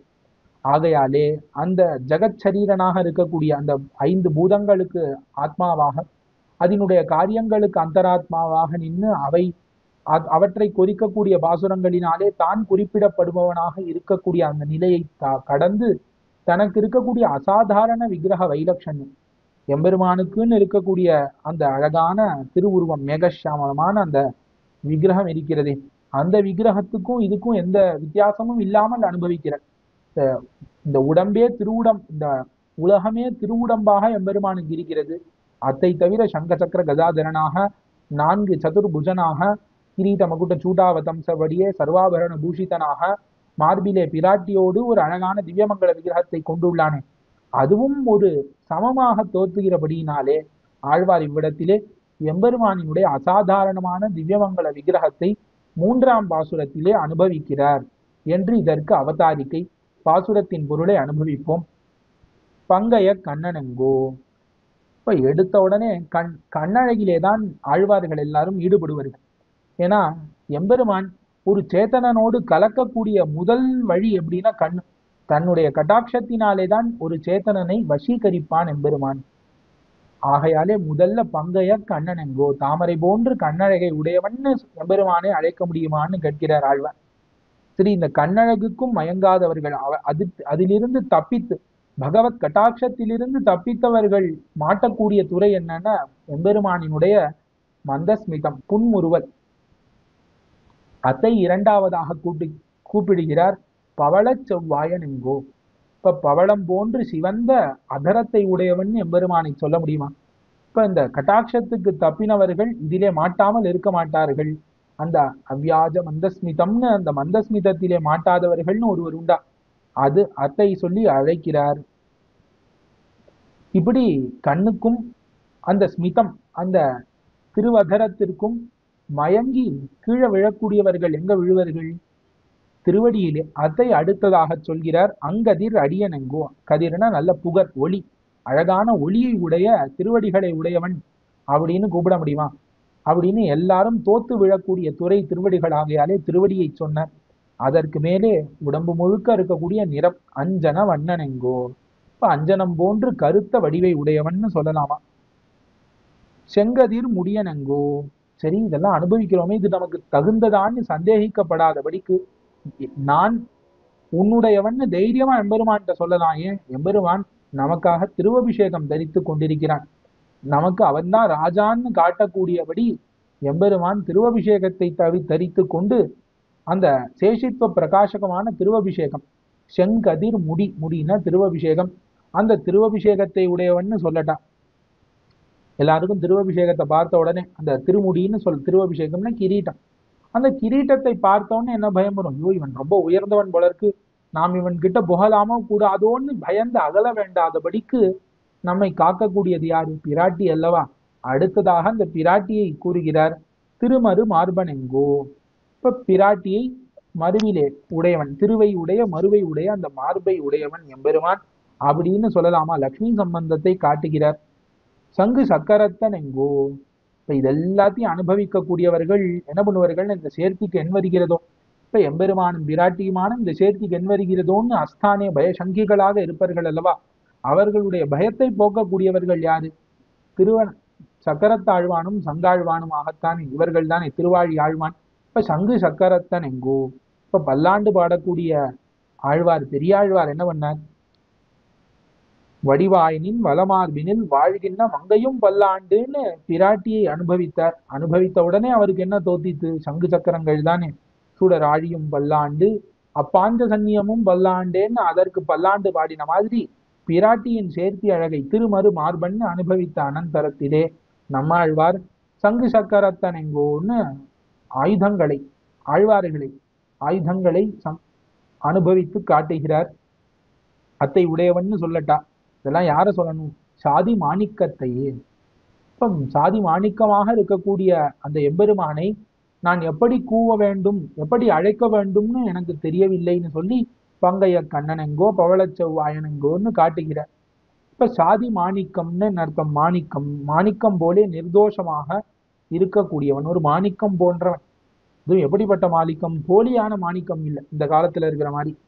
ஆனா சாதி மாணிக்கம், நல்ல ஜாதிக்கல்னு சொல்லுவோமே, இந்த மாதிரி இந்த இடத்திலிருந்து விளைந்த கல், இந்த இடத்திலிருந்து இந்த மலையிலிருந்து கிடைத்த கல்லுன்னு சொல்லும்படிக்கு அந்த கல் நிர்தோஷமாக இருக்கக்கூடிய ஒரிஜினலான அந்த மாணிக்க கல்லு போன்று நிர்தோஷமான வடிவழகை உடைய எம்பெருமானை நான் என் சொல்லி அழைப்பன்னு இப்படி 3ஆம் பாசுரத்தினாலே அனுபவித்தார் ஆழ்வார்.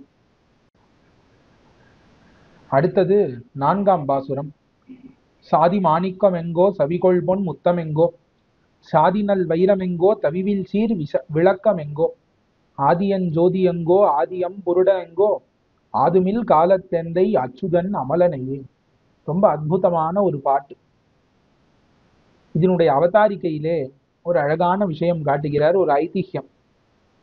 நம்முடைய முன்னோர்கள், முதலிகள் அப்படின்னு சொல்லுவது பூர்வாச்சாரியர்களுக்குள்ளே ஸ்ரீ வைஷ்ணவர்களாக இருந்தவர்கள். அவர்களிலே ஒருவரை ஒருவன் கேட்டானாம்,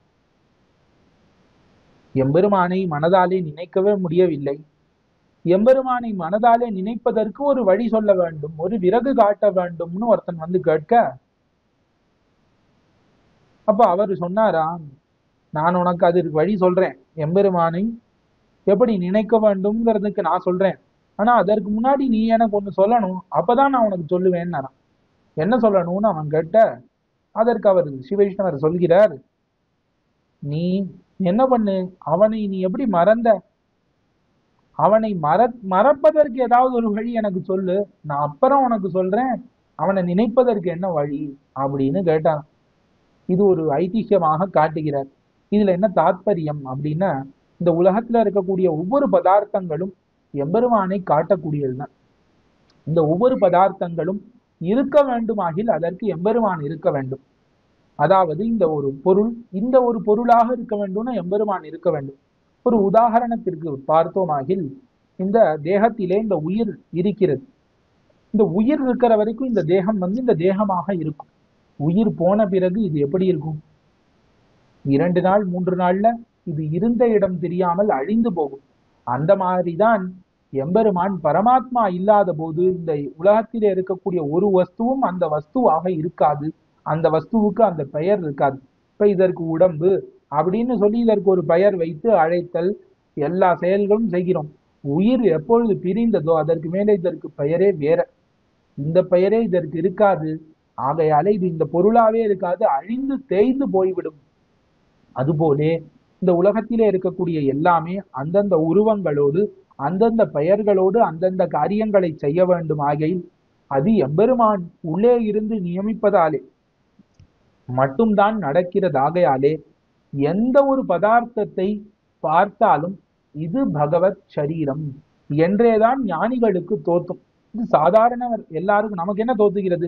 இதெல்லாம் பார்த்தா இது கம்ப்யூட்டர், இது மொபைல் போன், இது மரம், இது செடி, இது கொடி, இது நல்ல கார்டன், இது இப்படிதான் தோத்துகிறதே தவிர ஞானிகளுக்கு எப்படி தோத்தும், வேதாந்தத்தை அறிந்த வேதாந்திகளுக்கு எப்படி தோத்தும்னா இது எம்பெருமானுக்கு சரீரம், இது எம்பெருமானுக்கு சரீரம்னு அந்த பொருள்களுக்கு உள்ளே இருக்கக்கூடிய பகவான் தோத்துகிறான். நமக்கு வெறும் பொருள்கள் தான் தோத்துகின்றன. ஏன்னா வேதாந்தத்தை கேட்டு வேதாந்தத்திலே நல்ல பழுத்த ஞானமுடையவர்களுக்குத்தான் எம்பெருமான் தான் அந்தராத்மாவாக இருக்கிறான் என்பதே தெரியும். அதற்கு மேலே அவனுடைய நிர்ஹேதுக கிருபையாலே மட்டும்தான் அவனை நாம் காண முடியுமே ஒழிய மற்றொன்னால் நம்முடைய பிரயத்னத்தாலே முடியாதாகையாலே நமக்கு அப்படி தோத்துவதில்லை. ஆகையாலே எந்த வஸ்துவை பார்த்தாலும் இது எம்பெருமான் தானே. எம்பெருமான் இல்லாத வஸ்துன்னு ஒன்று உண்டா? இப்ப பிரகலாத ஆழ்வானுக்கு எப்படி தோத்தியதோ அப்படில ஒவ்வொருவருக்கும் தோத்த வேண்டும். இப்ப அந்த மாதிரி இருக்கக்கூடியவர்களுக்கு ஆழ்வார்கள் போல்வாருக்கு எல்லா வஸ்துமே எம்பெருமானே என்று தோத்துவது. ஆகையாலே இந்த விபூதிக்குள்ளே இருக்கக்கூடிய சில உயர்ந்த பொருட்கள், சாதி மாணிக்கம் எங்கோ, பொன் முத்து வைரம் என்கிற இந்த பொருட்கள் எல்லாம் எம்பெருமான் தானாக அனுபவிக்கிறார். நமக்கு பொண்ணு வைரம் முத்துன்னு அது ஏதோ ஆபரணம்னு அந்த ஒரு வடிவம் தான் தோத்தும். நான் ஆழ்வாருக்கு பொன்னையும் வைரத்தையும் முத்தையும் பார்க்கும் பொழுது என்ன தோத்துகிறது? இது எம்பெருமானினுடைய சரீரம், இது எம்பெருமானே தோத்தது. அது ரொம்ப விசேஷம். இது தான் என்று தோத்த வைத்தான் எம்பெருமான். தான் அப்படிங்கிற அந்த வார்த்தையிலே இந்த பதார்த்தங்களை எல்லாம் ஆழ்வாருக்கு காட்டி கொடுக்கிறபடியினாலே ஆழ்வார் தான் அதை அனுபவிக்கிறார். முதல்ல சாதி மாணிக்கம் எங்கோ. இப்ப நல்ல இடத்திலே பிறந்த அந்த மாணிக்கம்னு எம்பெருமானை சொல்ல முடியுமா? சவிகொள் பொன், சவிகொள் பொன், சவின்னா நல்ல தேஜஸ். இப்ப தேஜஸை உடைய பொன் தங்கம்னு சொல்லட்டுதா? இல்ல முத்தம், முத்தம்னா முத்து, நல்ல நீர்மையை உடைத்தான முத்துன்னு எம்பெருமானை சொல்வேனா? சாதி மாணிக்கம் எங்கோ, சவிகொள் பொன் முத்தம் எங்கோ, சாதி நல் வைரம் எங்கோ. இப்ப நல்ல இடத்திலே பிறந்த வைரக்கல்லுன்னு எம்பெருமானை சொல்ல முடியுமா? தவிவில் சீர் விளக்கம் எங்கோ. தவிவு என்றால் விச்சேதம், பிரிவு, அதாவது நடுவில் ஒரு பிரேக். தவிவில் அப்ப விச்சேதம் இல்லாதன்னு அர்த்தம். இப்ப தவிவில் சீர் அப்ப விச்சேதம் இல்லாத ஒரு அழகை உடைத்தாக பிரகாசத்தை உடைத்தான விளக்கம். இப்ப எப்பொழுதுமே எரிந்து கொண்டிருக்கக்கூடிய விளக்குன்னு எது? இப்ப ஆதித்யன், சூரியன் தானே. இப்ப அந்த சூரியன்னு சொல்ல முடியுமா என்று இந்த விபூதிக்குள்ளே இருக்கக்கூடிய சில பதார்த்தங்களை அனுபவித்தார். அதற்கு மேல நித்திய விபூதின்னு எம்பெருமானுக்கு ஒண்ணு இருக்கே, அந்த நித்திய விபூதியும் அவனிட்ட வழக்காக அவனே சொல்லலாம்படி இருக்கக்கூடியது தானே.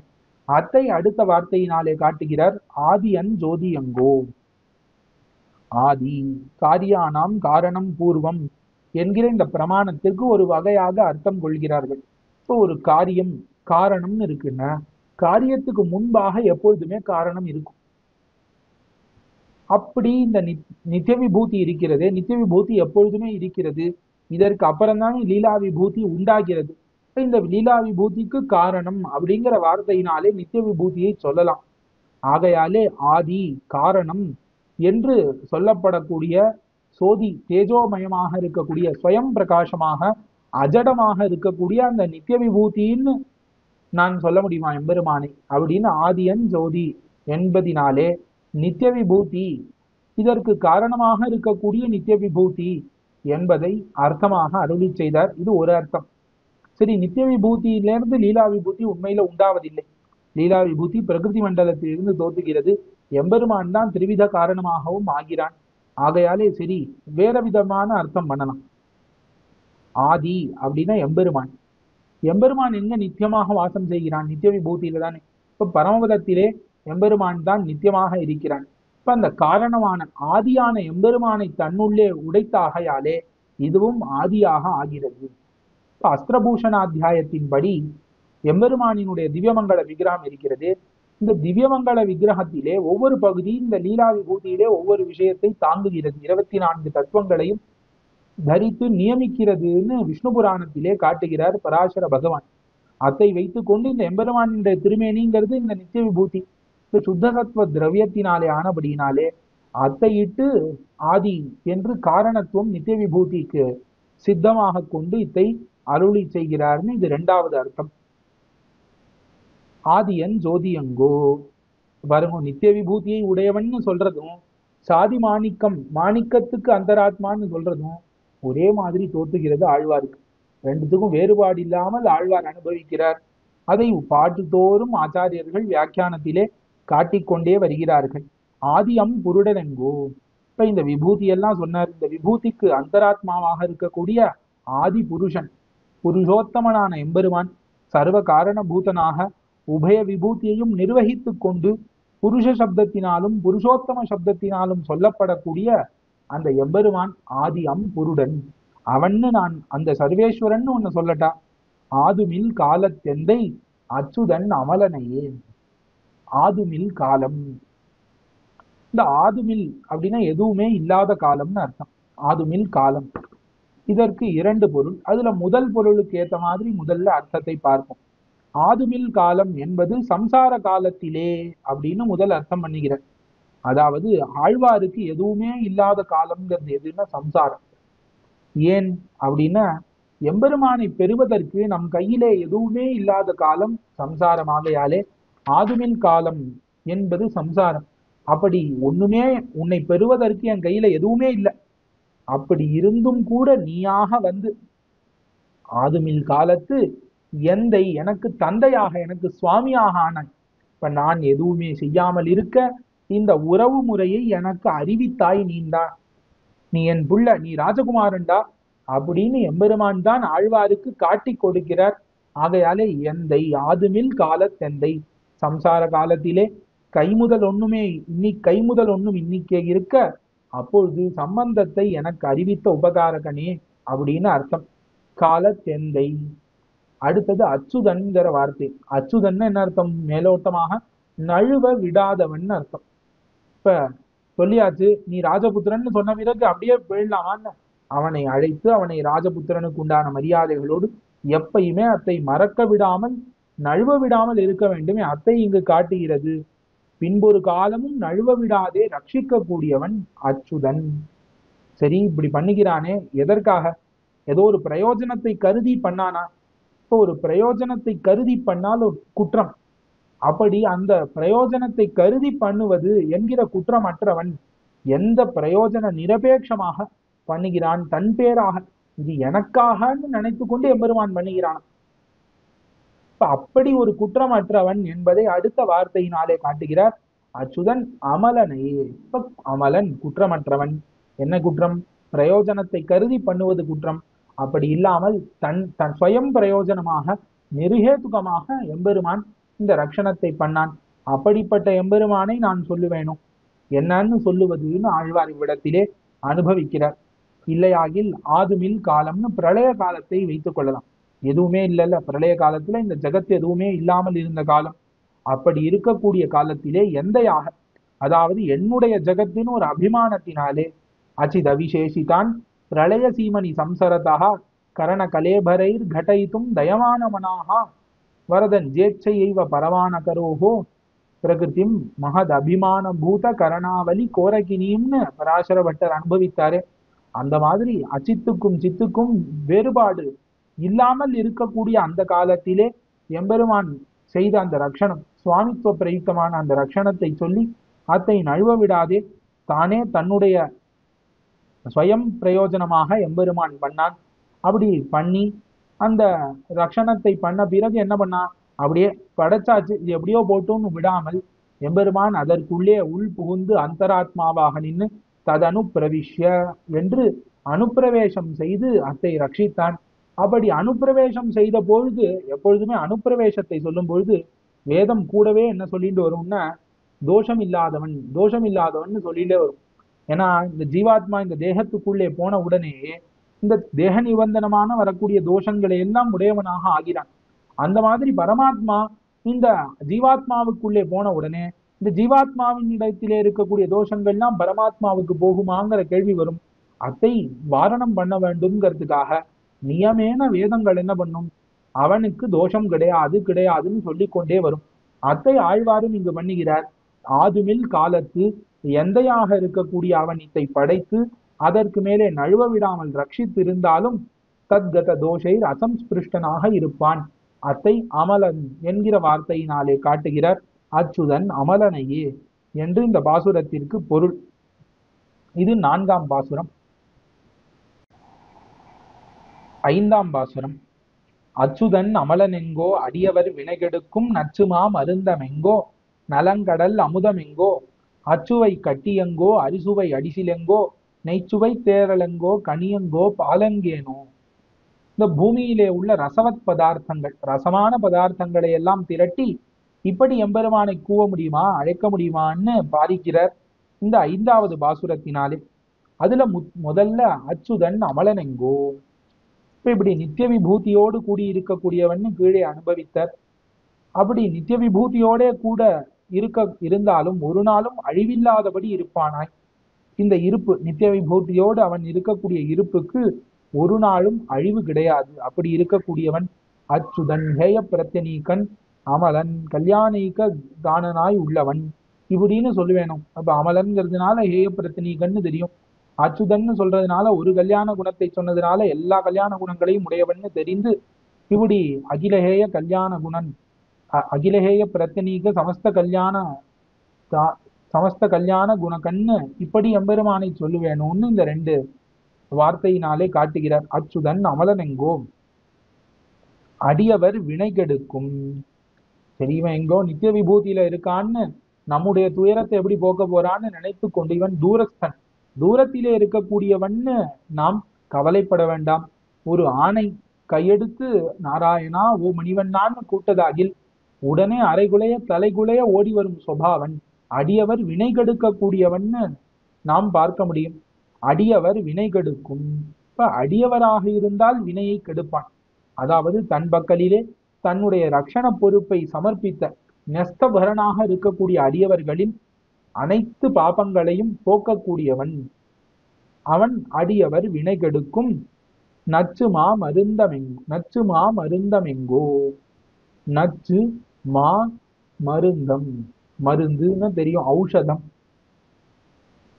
இந்த எம்பெருமான் எப்படிப்பட்டவன்னா, நமக்கு ஒரு ஆபத்து வந்த பிறகு நாம் போய் மலையிலையும் காட்டுலையும் தேடி இந்த மூலிகையை பறித்து கொண்டு வந்து அதற்கப்புறம் அந்த சேவனம் பண்ணி மெதுவா பத்தியம் இருந்து அதற்குண்டான சாப்பாடுகள்லாம் சரியா சாப்பிட்டு கொண்டு வந்து அது 48 நாள் 1 மண்டலம் 2 மண்டலம்னு அந்த மாதிரி சாப்பிட்டு சரி பண்ணிக்கக்கூடிய ஔஷதங்கள் தான் நாம் இந்த உலகத்திலே பார்க்க முடியும். இந்த எம்பெருமான்கிற ஔஷதம், பகவான்கிற மருந்து இருக்கே, இது எப்படி இருக்கும்னா, நாம் எப்பயோ ஒரு தடவை சாப்பிட்டு வைத்தால் போதும், இனிமே வியாதியே வராம காக்கக்கூடியதாக இருக்கும். எம்பெருமான் நச்சு மாமருந்தம். இப்ப நச்சுன்னு ஒண்ணு இருக்கு, மான்னு இருக்கு, மருந்துன்னு இருக்கு, 3 பதம் இருக்கு. இப்ப நச்சுதல் அப்படின்னா ஆசைப்படுதல்னு அர்த்தம். இப்ப எல்லாராலும் ஆசைப்படப்படக்கூடிய ஒரு ஔஷதம். இந்த உலகத்துல மருந்தை யாருமே விரும்ப மாட்டான். அது எவ்வளவுதான் சுவையா கூட இருக்கட்டுமே, பொதுவா மருந்துனாலே கசப்பாதான் இருக்கும்னு தெரியும். இருந்தாலும் மருந்தை யாருமே விரும்பவே மாட்டார்கள். மருந்தே சாப்பிடக்கூடாது, மருந்து இல்லாத வாழ்க்கை அமைய வேண்டும்னா எல்லாரும் ஆசைப்படுவார்கள். ஆனால் அப்படி இல்லாமல் ஆசைப்படக்கூடிய ஒரு மருந்தாக இருப்பானாகில் அது எம்பெருமான். ஆசைப்படக்கூடிய ஒரு ஔஷதம், அதுவும் சாதாரண ஔஷதம் இல்ல, மாமருந்தம், மகௌஷதம், ரொம்ப பெரிய ஔஷதம். அப்படின்னு என்ன அர்த்தம்? இப்ப டாக்டர்லாம் பார்த்துப்பா, நம்முடைய வியாதிக்கு ஏத்த மாதிரி அதுக்கு எவ்வளவு பவர் அப்படின்னு பார்த்துட்டு தானே கொடுக்கிறார்கள் டேப்லெட்லாம். அது 500 என்ன 200 250 இந்த மாதிரிலாம் பார்த்துக்கிறார்கள். இப்ப பவர், மருந்தினுடைய பவர் எப்படி இருக்கும்? வியாதி என்ன அளவோ அந்த அளவுக்கு தான் மருந்தினுடைய பவர் இருக்கும். ஆனா இங்க அப்படி கிடையாது. இது ரொம்ப பெரிய பவர்ஃபுல் மெடிசன், மகௌஷதம்னு காட்டுகிறார் ஆழ்வார். வியாதியின் அளவல்லாத ஔஷதம் வேஷஜம் என்று நம்பிள்ளை மகாச்சாரியர் காட்டுகிறார். சரி, அப்படின்னா என்ன அர்த்தம் அப்படின்னா, இதை கொண்டு போய் அவனுடைய வாயிலே வைத்து ஒரு மண்டலம் இதை வைத்த பிறகு அதற்கப்புறம் அவனுக்கு சரியா போகும்லாம் கிடையாது. இந்த ஔஷதம் மேல பட்ட காத்து இவன் மேல வந்து பட்டுதுன்னா கூட சரியா போயிடும். அப்படிப்பட்ட ஔஷதம் நாம் பார்க்கிறோம் அல்லவா. அப்ப பிரம்மாஸ்திரத்தினாலே இந்த யுத்த பூமி அடைய ராமபிரான் பெருமாள் வானரங்கள் எல்லாரும் மயங்கி கிடக்கிற காலத்திலே ஜாம்பவான் எழுந்து அனுமானை அழைத்து, விபீஷணனை அழைத்து, திருவடியை அழைத்து சஞ்சீவி மலையை எடுத்துக்கொண்டு, அந்த மூலிகையை எடுத்துக்கொண்டு வர சொல்ல, அப்பொழுது திருவடியானவர் அந்த இமயமலைக்கு சென்று அங்கிருந்து அந்த மலையை எடுத்து கொண்டு வந்து வைத்த உடனே அந்த மலையிலிருந்து பட்ட காத்து எல்லார் மேலையும் பட்ட உடனே எல்லாரும் எழுந்து கொள்கிறார்கள். விஷல்ய கரணி, சஞ்சீவினி, இந்த மாதிரிலாம் அந்த மூலிகைகள் இருக்கே, அந்த மாதிரி ஒரு ஔஷதம் இது எம்பெருமான்கிற ஔஷதம். இது பிறவி என்னும் நோய்க்கு மருந்து. மிச்ச நோயெல்லாம் இது போக்கும்னு சொல்லவே வேண்டாம். பிறவிங்கிற பெரிய நோயையே போக்கக்கூடியது. அப்பேற்பட்ட ரொம்ப பவர்ஃபுல்லான மருந்து இது. இது அது மட்டும் கிடையாது, வேக்சின் கூட. இது ஒரு தடவை முன்னாடியே போட்டுட்டோம்னா பிறவிங்கிற நோயே வராது நமக்கு முதல்ல. இப்ப ஏக மூலிகையாய் சகத் சேவியமாய் இருக்கை. இப்ப இந்த மூலிகை மேல, எம்பெருமான்கிற மூலிகை மேல பட்ட காத்து பட்டாலே போதும், நம்முடைய நோய் தீர்ந்து விடும். சரி, மிச்ச மருந்தெல்லாம் காலம்பரை சாப்பாட்டுக்கு முன் சாப்பாட்டுக்கு பின் இதெல்லாம் பார்த்து இவ்வளவு நாள் போடணும். இது ஒரு ஒரு தடவை போட்டா போதும். எம்பெருமான்கிறவன் சகத் சேவியன், ஒரு தடவை எம்பெருமான் இடத்துல சரணாகதி பண்ணால் போதும், எல்லா நோயும் தீர்ந்து போயிடும். அதுவும் ஔஷதங்களை பார்க்கும் பொழுது இந்த வியாதிக்கு தலைவலிக்கு ஒண்ணு, மூக்கு வலிக்கு ஒண்ணு, கால் வலிக்கு ஒண்ணு, கை வலிக்கு ஒண்ணு, தனித்தனியா இருக்கும். இது அப்படி கிடையாது, ஒரே மருந்து தான், எல்லாத்துக்கும் ஒரே மருந்து தான். ஏக மூலிகையாய் சகத் சேவியமாய் இருக்கைன்னு காட்டுகிறார்கள். அப்படி மாமருந்தாக இருக்கக்கூடியது. இல்ல இந்த மாமருந்துங்கிறதுக்கு, நச்சு மாமருந்துக்கு வேற மாதிரி பொருள் பண்ணுகிறார்கள். இந்த மாமருந்து சாதாரணமா உலகத்துல இருக்கிற ஔஷதங்கள்ல, ஆயுர்வேதங்கள்ல எல்லாம் பார்த்தா பத்தியம் இருக்கணும், அபத்தியத்திலே வேலை செய்யாது மருந்து. இப்ப இந்த மூலிகை உடம்பிலே வேலை செய்ய வேண்டுமாகில் இந்தந்த உணவைத்தான் நீ சாப்பிட வேண்டும், இந்த உணவை சாப்பிடக்கூடாதுன்னு வைத்தியர் சொல்லுவார். அதுபடி பத்தியத்மாக தான் இருக்க வேண்டும். ஆனால் இது அப்படி கிடையாது. எம்பெருமான்கிற மருந்து என்ன வேணா இந்த மருந்தை சாப்பிடு, நீ உன் இஷ்டத்துக்கு இரு, உன்னுடைய வியாதி தீர்ந்து போயிடும்னு சொல்றபடி இருக்கக்கூடிய ஒரு மகௌஷதம் எம்பெருமான். அதாவது என்ன தாத்பரியம் அப்படின்னா, சரணாகதி பண்ண பிறகு எம்பெருமான் இவனுடைய பாவங்களை எல்லாம் மன்னிக்கிறான். அப்படி சரணாகதிக்கு பிறகு இவன் ஒரு பிராமாதிகமாக ஏதோ ஒரு பிரகிருதி வாசையை தெரிந்தே பண்ணக்கூடாது. நான் தெரிந்து ஞானம் பிறந்த பிறகு தெரிந்து ஒரு தவறை செய்தானாகில் ஞானமே பிறக்கலன்னு அர்த்தம். இப்ப தெரியாமல் பிரகிருதி வாசனையினாலே ஏதாவது ஒரு அப்பிரவருத்தியை செய்தானாகில் அந்த பாபத்தை போக்கக்கூடியவன். அதையெல்லாம் எம்பெருமான் கணக்கிலே கொள்ள மாட்டான், அதையும் மன்னி தருள்வான் என்பதை இந்த அபத்திய சகமான ஔஷதம் என்கிற இந்த அர்த்தத்தின் மூலமாக ஆச்சாரியர்கள் காட்டுகிறார்கள். ஆகையாலே நச்சுமா மருந்தமெங்கோ, நலங்கடல் அமுதம் எங்கோ. இப்ப பிரசித்தமாக ஒரு அமுதம் இருக்கு. அந்த அமுதம் எப்படி வந்தது? கடலை கடைந்து வந்தது. இந்த அமுதம் அப்படி கிடையாது. எம்பெருமான்கிற அமுதம் கடல் கடையாமல் வந்த அமுதம். அச்சுவை கட்டி எங்கோ, கட்டின்னு சொல்ல வெறும்னா கட்டின்னு சொல்றாரு. என்ன கட்டி? கருப்பங்கட்டியா, வெள்ளக்கட்டியா, வேப்பங்கட்டியான்னு சொல்லல. இப்ப அமிர்தத்துக்கு அடுத்தபடியாக கட்டியை சொல்லுவதினாலே அதோடு ஒத்த சுவையை உடைய கட்டியாகத்தான் இருக்க வேண்டும். அதனால கருப்பு கட்டி, கருப்பு கட்டினா கரும்பினுடைய கட்டி, தமிழிலே கருப்பு கட்டின்னு சொல்ல வேண்டும். கரும்பினுடைய சாறை கருப்பஞ்சாறுன்னு சொல்லுவார்கள். இந்த மாதிரி கருப்பு கட்டி, கரும்பிலிருந்து வந்த கட்டி, அந்த அச்சுவை கட்டின்னு எம்பெருமானை சொல்ல முடியுமா? அறுசுவை அடிசில் எங்கோ, அறுசுவைகள் தெரியும், நம்மளே காட்டுகிறார். கைப்பு, புளிப்பு, கார்ப்பு, தித்திப்பு, துவர்ப்பு, உவர்ப்பு, இப்படி 6 சுவைகளோடு கூடின அன்னம் அடிசில் அப்படின்னு சொல்லலாமா எம்பெருமானை? நெய்ச்சுவை தேரல் எங்கோ, இதற்கு 2 அர்த்தம் பண்ணலாம். தேரல்னா தேன், நெய்னா மிகுதி. இப்ப மிக்க சுவை உடைய தேன்னு ஒரு அர்த்தம், நெய்ச்சுவை தேரல். மிக்க சுவையை உடைய தேன்னு ஒரு அர்த்தம். இல்லையாகில் மிக்க சுவையை உடைய நெய், சுவையை உடைய தேன் இப்படின்னு சொல்லலாமா? நெய்ச்சுவை தேரல் எங்கோ. கனி எங்கோ, இல்ல ஒரு பழம், இந்த காலத்திலே இனி நல்ல பழுக்கக்கூடிய அழகான பழம்னு சொல்லலாமா? இல்ல பால், இனிமையாக இருக்கக்கூடிய பால்னு சொல்லலாமான்னு இந்த உலகத்துல இருக்கக்கூடிய ரசவத் பதார்த்தங்கள் எல்லாத்தையும் கூட்டி இப்படி எம்பெருமானை சொல்லலாமான்னு தான் வாச்சிகமாக கைங்கரியம் பண்ணுவதற்கு முயலுகிறார் இந்த 5வது பாசுரத்தினாலே. 6ஆம் பாசுரம். பாலெங்கோ 4 வேத பயனெங்கோ, சமயநீதி நூலெங்கோ, நுடங்கு கேள்வி இசையெங்கோ, இவத்துள் நல்ல மேலெங்கோ, வினையின் மிக்க பயனெங்கோ, கண்ணனெங்கோ மாலெங்கோ மாயனெங்கோ, வானவர் ஆதியையே என்று பாசுரம். இந்த பாட்டிலே வேதம் தொடக்கமாக நிறைய பதார்த்தங்களை சொல்லி, இதெல்லாம் எம்பெருமான், இதையெல்லாம் விபூதியாக உடையவன் எம்பெருமான்னு அழைக்கிறார். முதல்ல பாலெங்கோன்னு ஆரம்பிக்கிறார். இப்ப கீழே ரசவத் பதார்த்தங்களை சொல்லி பால் அப்படின்னு முடித்தார். கனி எங்கோ பால் எங்கேனோன்னு. அதே மறுபடி மனதிலிருந்து போகவில்லை, பின்னாட்டுகிறது. திருப்பி பாலெங்கோன்னே தொடங்குகிறார். பாலெங்கோ 4 வேத பயனெங்கோ. நம்பிள்ளை மகாச்சாரியர் அழகாக காட்டுகிறார். வேதத்தினுடைய பயன் அப்படின்னு இதற்கு அர்த்தம் பண்ணுவோமாகி, 4 வகைப்பட்ட வேதங்கள், அந்த 4 வகைப்பட்ட வேதங்களின் பயனானவன், சாரபூதமானவன். இப்ப அந்த வேதங்களின் ஒரு பகுதியிலே சொல்லப்படக்கூடியவன் அர்த்தம் வரும். நம் வேதங்கள் முழுக்க வேதைஷ்ட சர்வைர் அகமேவ வேத்யகான்னு எம்பெருமான் தானே சொல்லுகிறபடியினாலே, வேதங்களிலே ஒரு இடம் விடாமல் எல்லாமே எம்பெருமானைத்தான் சொல்லுகிறபடியினாலே வேதத்தின் பயன் அப்படின்னு எம்பெருமானை சொல்ல முடியாது. இப்ப கர்மகாண்டம் எம்பெருமானினுடைய ஆராதனத்தை சொல்லுகிறது, ஆராத்தியமாக இருக்கக்கூடிய எம்பெருமானை பிரம்மகாண்டம் சொல்லுகிறது. அப்படின்னு வேதம் கட்டடங்க எம்பெருமானே சொல்லுகிறபடியினாலே 4 மூளைக்கும் உள்ள அந்த பிரயோஜனம், எம்பெருமான் இல்லாத இடம் இல்ல வேதத்திலே. ஆகையாலே 4 வேத பயனங்கோக்கு எப்படி அர்த்தம் பண்ணணும் என்றால், இந்த வேதம்ங்கிறது அந்த பிரமாணங்களுக்குள்ளே சிறந்த வேதம். அந்த வேதமாகிற பயன், இப்ப வேதமாகிற பயன் இல்ல பயனான வேதம் அப்படின்னு 2 வகையாக பொருள் பண்ணலாம். அப்ப பயனான வேதம்னு என்ன அர்த்தம்? சாரபூதமான வேதம், பிரயோஜனவத்தான வேதம். இப்ப எல்லா பிரத்யக்ஷம் அனுமானம் சப்தம் என்கிற இந்த பிரமாணங்களுக்குள்ளே கலை சிறந்ததான வேதம். இந்த வேதமாகிற பயன் அதாவது பிரயோஜனம், வேதமாகிற பிரயோஜனம் எம்பெருமான் தவிர வேதத்திலே இருக்க சொல்லப்பட்ட ஒரு வகை பிரயோஜனம் எம்பெருமான்னு அர்த்தம் கிடையாதுன்னு அழகாக காட்டினர். இப்ப 4 வகைப்பட்ட வேதமான பிரயோஜனம் அப்படின்னு எம்பெருமானை சொல்ல முடியுமா?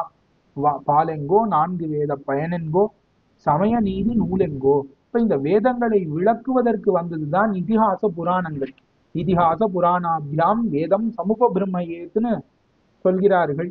ஆகையாலே சமயம்னு சொல்லப்படக்கூடிய மதங்களுக்கெல்லாம் நிர்வாகமான இதிகாச புராணங்கள்னு, சமய நீதி நூல் என்று சொல்லப்படக்கூடிய இதிகாச புராணங்கள்னு எம்பெருமானை சொல்ல முடியுமா? இல்ல எம்பெருமானை எப்படிதான் நான் சொல்லி அழைப்பேன்? நுடங்கு கேள்வி இசையெங்கோ. இசைன்னு தெரியும், நல்ல சிரவணத்தை உடைத்தான கேள்வி இசை. இப்ப காதாலே கேட்கப்படுமதான இசை. இந்த இசை என்ன பண்ணுமா? நுடங்கு கேள்வி இசை, நுடங்குதல், நுடங்க பண்ணுதல் அப்படின்னா அப்படியே மயக்கி விடுதல். இப்ப எப்படி ஒரு நஞ்சை உண்டவர்கள், விஷத்தை உண்டவர்கள் மயங்கி போவார்களோ, அப்படி இந்த இசையை கேட்க கேட்க எல்லாரும் மயங்கி போகிறார்கள் அல்லவா? அப்படி மயக்க பண்ணவற்றான நுடக்கவற்றான இந்த சிரவணத்தை, கேள்வியை உடைத்தான இசைன்னு எம்பெருமானை சொல்லுவதா? இவற்றுள் நல்ல மேலெங்கோ. சரி, எல்லாம் சொன்னாலும் இவத்தை காட்டிலும் விலட்சணமாய் இதெல்லாத்தையும் காட்டிலும் உயர்ந்ததாய் இருப்பான் எம்பெருமான்னு சொல்லணுமா? இவத்துள் நல்ல மேல், இவத்தை காட்டிலும் விலட்சணமாக இருக்கக்கூடியவன்னு சொல்லணுமா? வினையில் மிக்க பயனெங்கோ. அழகான வார்த்தை ஆழ்வார் சொல்கிறார் பாருங்களேன். பொதுவா உலகத்திலே பார்த்தோமாகில் நாம் என்ன செய்கிறோமோ அதற்குண்டான பயன் கிடைக்கும். இப்ப நாம் செய்யக்கூடியது அதற்கு உண்டான பயன் சரியாக இருக்கும். இப்ப என்ன வினை இருக்கோ அதற்குண்டான பிரயோஜனம் தான் கிடைக்கும். ஆனால் எம்பெருமான் அப்படி கிடையாது. வினையின் மிக்க பயன். நாம் எம்பெருமானை குறித்து ஒரு பூ போட்டோன்னா எம்பெருமான் நமக்கு தரக்கூடியது 10,000 பொன்னாக இருக்கும். இப்ப இந்த நாம் எம்பெருமானை குறித்து செய்வதற்கும் எம்பெருமான் நம்மை குறித்து செய்வதற்கும் வினைக்கும் எதிர்வினைக்கும் எந்த ஒரு சம்பந்தமும் இருக்காது. இந்த வினையை காட்டிலும் எம்பெருமான் செய்யக்கூடிய எதிர்வினை ரொம்ப மிக்கு இருக்கக்கூடியதாக இருக்கும். இதுக்கு ஒரு உதாரணம் சொல்றார். இப்ப நெல்லெல்லாம் விளைக்கக்கூடியவர்கள் ஒரு மூட்டை நெல்லை தூவினார்கள்னா அந்த நெல்லை வித்தினார்களாகில் அவர்கள் அறுவடை பண்ணக்கூடியது பல மூட்டைகளை அறுவடை பண்ணி கொண்டு போவார்கள். அந்த மாதிரி எம்பெருமான் போய் நாம் சரணாகதி பண்ணினோம்னா உண்மையாவிலே திருந்தி பண்ண வேண்டாம். பொய்யாக நான் உன் நண்பன்னு சொல்லி கொண்டு போனாமாகில் எம்பெருமான் நத்திய தேயம், நான் உன்னை கையே விடமாட்டேன்னு சொல்லக்கூடியவனாக இருப்பான். ஆகையாலே அதுதான் வினையில் மிக்க பயனெங்கோ. இதெல்லாம் மேல கண்ணனெங்கோ மாசுஜகான்னு சரமஸ்லோகம் அருளி செய்த கண்ணன்னு உன்னை நான் சொல்லுவேனோ. மாலெங்கோ, மால்னா வியாமுக்தன். இப்ப ஆசிரித விஷயத்தில் வியாமுக்தன்னு நான் உன்னை சொல்லுவதா? நல்ல ஆறாத அன்புடையவன்னு சொல்லுவதா? கண்ணனெங்கோ மாலெங்கோ மாயன். இப்ப கண்ணனாக அவதரித்து ஆசிரித வியாமோகத்தினாலே தூது போதல் முதலான காரியங்களை செய்தவன்னு சொல்லுவதா? மாயன் என்கோ வானவர் ஆதியையே. இப்ப வானவர்கள் அதாவது பிரம்மா ருத்ராதிகள் இப்ப வானத்திலே இருக்கக்கூடிய தேவர்களுக்கெல்லாம் ஆதியாக காரணபூதமாக இருந்து கொண்டு அவர்களுடைய சத்தாதிகள் எல்லாம் பகவத் அதீனமாக இருக்கும்படி வானவருக்கு ஆதியாக இருக்கக்கூடிய எம்பெருமானை என் சொல்லி நான் அழைப்பன், என்னன்னு சொல்லி கைங்கரியம் பண்ணுவேன்னு இந்த 6வது பாசுரத்திலே கேட்கிறார். 7வது பாசுரத்திலே நித்தியசூரிகளுக்கு நிர்வாகக்கண் முதலானவற்றை அடுத்தது அருளி செய்கிறார். வானவர் ஆதியெங்கோ, வானவர் தெய்வமெங்கோ, வானவர் போகமெங்கோ, வானவர் முத்துமெங்கோ, ஊனமில் செல்வமெங்கோ, ஊனமில் சுவர்க்கமெங்கோ, ஊனமில் மோக்கமெங்கோ, ஒளிமணி வண்ணனையே என்று பாசுரம். கீழே வானவர் ஆதின்னு முடித்த 6வது பாசுரத்துல அங்கு வானவர்னா பிரம்மருத்ராதிகள், இவ்விடத்திலே வானவர் அப்படிங்கிறது நித்தியசூரிகளை குறிக்கிறது. அப்படி நித்தியசூரிகளுக்கு எம்பெருமான் தான் நிர்வாகனாக ஆதியாக இருக்கிறான். வானவர் ஆதின்னு எம்பெருமானை குறிக்கிறார் ஆழ்வார். வானவர் ஆதி எங்கோ. அடுத்தது வானவர் தெய்வம் எங்கோ. வானவர்களுக்கு ஆசிரியனியனாக இருக்கக்கூடியவன். வானவர்களுக்கெல்லாம் நித்தியசூரிகளுக்கெல்லாம் எப்பொழுதும் ஆசிரியனியமாக இருக்கக்கூடியவன். அதற்கு மேலே வானவர் போகம் எங்கோ. வானவர்களுக்கு போகம், நித்தியசூரிகளுக்கு போகமும் உண்ணும் சோறு பருகு நீர் தின்னும் வெத்திலையும் எல்லாம் கண்ணன். அப்படிதானே நித்தியசூரிகளுக்கு. ஆகையாலே அவர்களுக்கு போகமாக இருக்கக்கூடியவன்னு நான் சொல்லுவேனா? வானவர் முத்துமெங்கோ. சரி, ஒவ்வொன்னா சொல்ல முடியாது. நித்தியசூரிகளுக்கு சர்வமும் எம்பெருமான் ஆகையாலே வானவருக்கு முத்தும் எல்லாமும் எம்பெருமான்னு சொல்லுவனா? அதற்கு மேலே புருஷார்த்தங்களை சொல்லுகிறார். ஊனமில் செல்வமெங்கோ. இப்ப பொதுவாக புருஷார்த்தங்கள் தர்மார்த்த காம மோக்ஷங்கள், அதுல ஊனமில் செல்வமெங்கோ, ஊனமில் சுவர்க்கமெங்கோ, ஊனமில் மோக்கமெங்கோன்னு காட்டுகிறார். இப்ப செல்வம் அர்த்தத்தை காட்டுகிறார். இந்த செல்வம் எம்பெருமான் ஆகிற செல்வம் எப்படிப்பட்டவன்னா ஒரு நாள் இருந்து ஒரு நாள் வத்தி போக மாட்டான். ஊனம் இல்லாத செல்வம். இப்ப என்றும் வற்றாத செல்வம், அழியாத சம்பத்தாக இருக்கக்கூடியவன் எம்பெருமான். ஊனமில் செல்வம்னு சொல்லட்டா, இல்ல ஊனமில் சுவர்க்கம். இப்ப பொதுவாக இருக்கக்கூடிய சுவர்க்கத்தை அந்த சுவர்க்கத்திலே புண்ணியம் தீர்ந்து போனால் தள்ளி விடுவார்கள். அப்படி இல்லாமல் என்றும் வற்றாத சுவர்க்கமாக இருக்கக்கூடியவன்.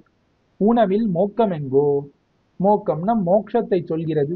இப்ப பரம புருஷார்த்த லட்சணமான மோட்சம்னு சொல்லலாமா? ஒளிமணி வண்ணனையே. இதெல்லாம் இந்த சொன்னதெல்லாம் எப்படி இருக்கு? ஒளிமணி வண்ணன், நல்ல ஒளி மிகுந்த நீலரத்னம் போலே வடிவை உடையவன்.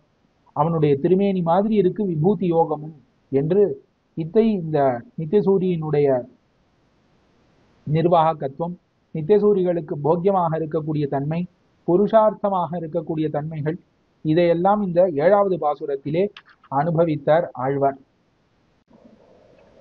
8வது பாசுரம். ஒளிமணி வண்ணனென்கோ ஒருவனென் எத்தனின்ன நளிர்மதி சடையனெங்கோ நான்முகக் கடவுளெங்கோ அலிமகிழ்ந்துலகமெல்லாம் படைத்தவை ஏத்தனின்ன களிமலர் துளவனெம்மான் கண்ணனை மாயனையே. ஒளிமணி வண்ணனெங்கோன்னு பழைய பாசுரத்திலே சொன்ன திருமேனி வடிவழகு பின்னாட்டினபடி அந்த திருமேனி ஒருவனென் ஏத்தனின்ன நளிர்மதி சடையனெங்கோ. இந்த உலகத்திலே ருத்ரன்னு ஒரு தெய்வம் இருக்கான், அவனும் ஒருவனே, அவனும் இந்த உலகத்துக்கு பிரதானமானவன், அவனும் கடவுள் என்றெல்லாம் அவிவேகிகள் ஏத்தும்படிக்கு அந்த ருத்ரனுக்கு அந்தராத்மாவாக இருக்கக்கூடிய எம்பெருமான் ஒருவனென்னு ஏத்த நின்ன. இந்த ஜகத்துக்கு இவனும் ஒருவன் என்று உலகத்திலே இருக்கக்கூடியவர்கள் எல்லாரும் தொழக்கூடிய கொண்டாடக்கூடிய நளிர்மதி சடையனெங்கோ. மதினா சந்திரன், சந்திரகலையை தலையிலே சடையிலே உடையவனான ருத்ரன் அப்படின்னு எம்பெருமானை சொல்லட்டா. இல்ல அந்த ருத்ரனுக்கும் தமப்பனான சதுர்முகன் நான்முக கடவுள் எங்கோ, சதுர்முகன் இருக்கக்கூடிய அந்த தெய்வம்னு எம்பெருமானை ஏத்தலாமா? இவர்கள் இருவருக்கும் அந்தராத்மாவாக நின்று இவர்களை சொல்லக்கூடிய பாசுரம் தன்னளவும் வரும்படி நிற்கக்கூடியவனாகையாலே இவர்களை சொல்லுவதாலே எம்பெருமானை குறிக்கிறார். ஆழ்வாருக்கு இதற்கு முன்னாடி வைரம் தங்கம் பொன் மலை குன்னம்னு சொன்னதோட நளிர்மதி சடையன் நான்முக கடவுள்னு சொன்னதோட எந்த வாசியும் இல்லை. ஆழ்வாருக்கு எல்லாம் பகவத் விபூதியாக தோத்துகிறபடியினாலே இப்படி அருளி செய்கிறார். நளிர்மதி சடையனெங்கோ நான்முக கடவுள் எங்கோ அலிமகிழ்ந்துலகமெல்லாம் படைத்து அவை ஏத்த நின்ன களிமலர் துளவன் எம்மான் கண்ணனை மாயனையே. எம்பெருமான் இந்த சிருஷ்டியை பண்ணுகிறான். எதற்காகன்னா ரட்சிப்பதற்காக. இப்ப எம்பெருமானுக்கு ரட்சித்தல்னா ரொம்ப பிடிக்கும். அழி மகிழ்ந்து, அழின ரட்சணம், அந்த ரட்சணத்தை ரொம்ப மகிழ்ந்து இருக்கிறான்.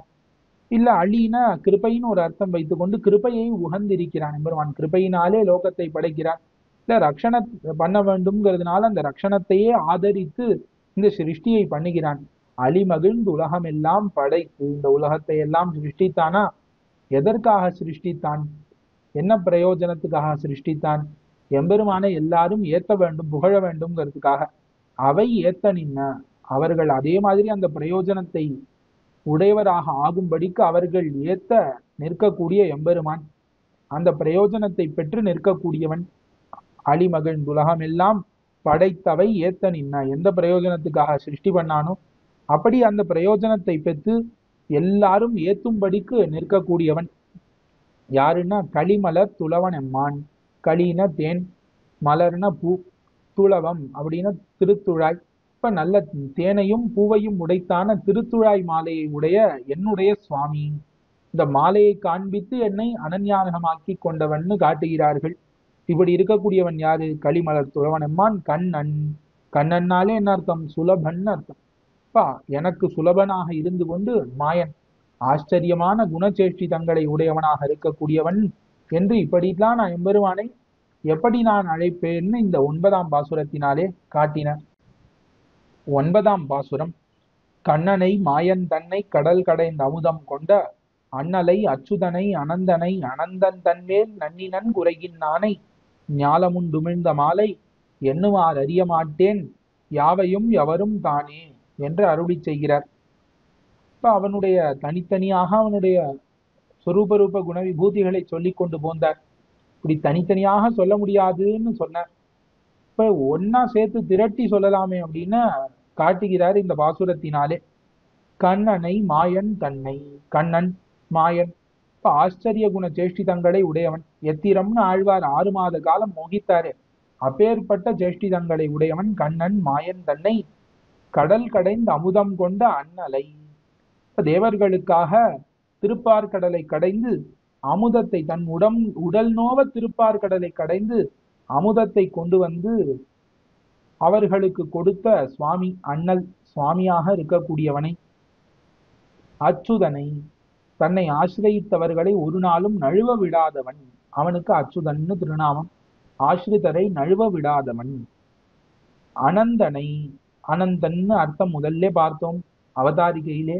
இப்ப எந்த சொரூப ரூப குண விபூதியினாலே அபரிச்சின்னன், அளவுபடுத்த முடியாதவன் அனந்தன் எம்பெருமான்.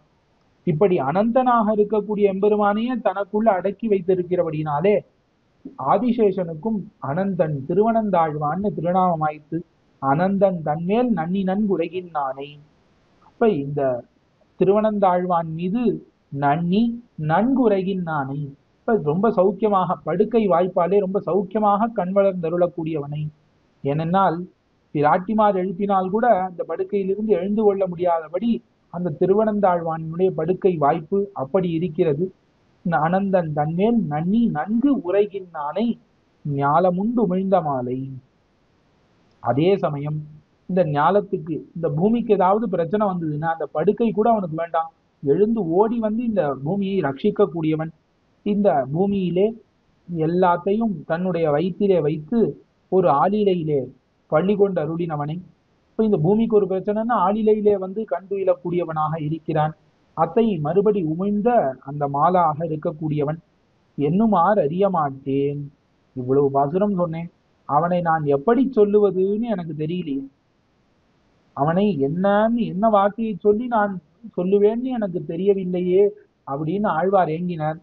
உடனே பார்த்தா சரி மொத்தமா சொல்லிடும், ஒரே வார்த்தையில முடிச்சிடும், எதற்கு ஒவ்வொன்னா சொல்லிடணும், சரி மொத்தமா முடிச்சிடும் அப்படின்னு சொன்ன உடனே ஆழ்வார் பார்த்தார், யாவையும் எவரும் தானே, அவ்வளவுதான், எல்லாம் அவன், யாவையும் எவரும்.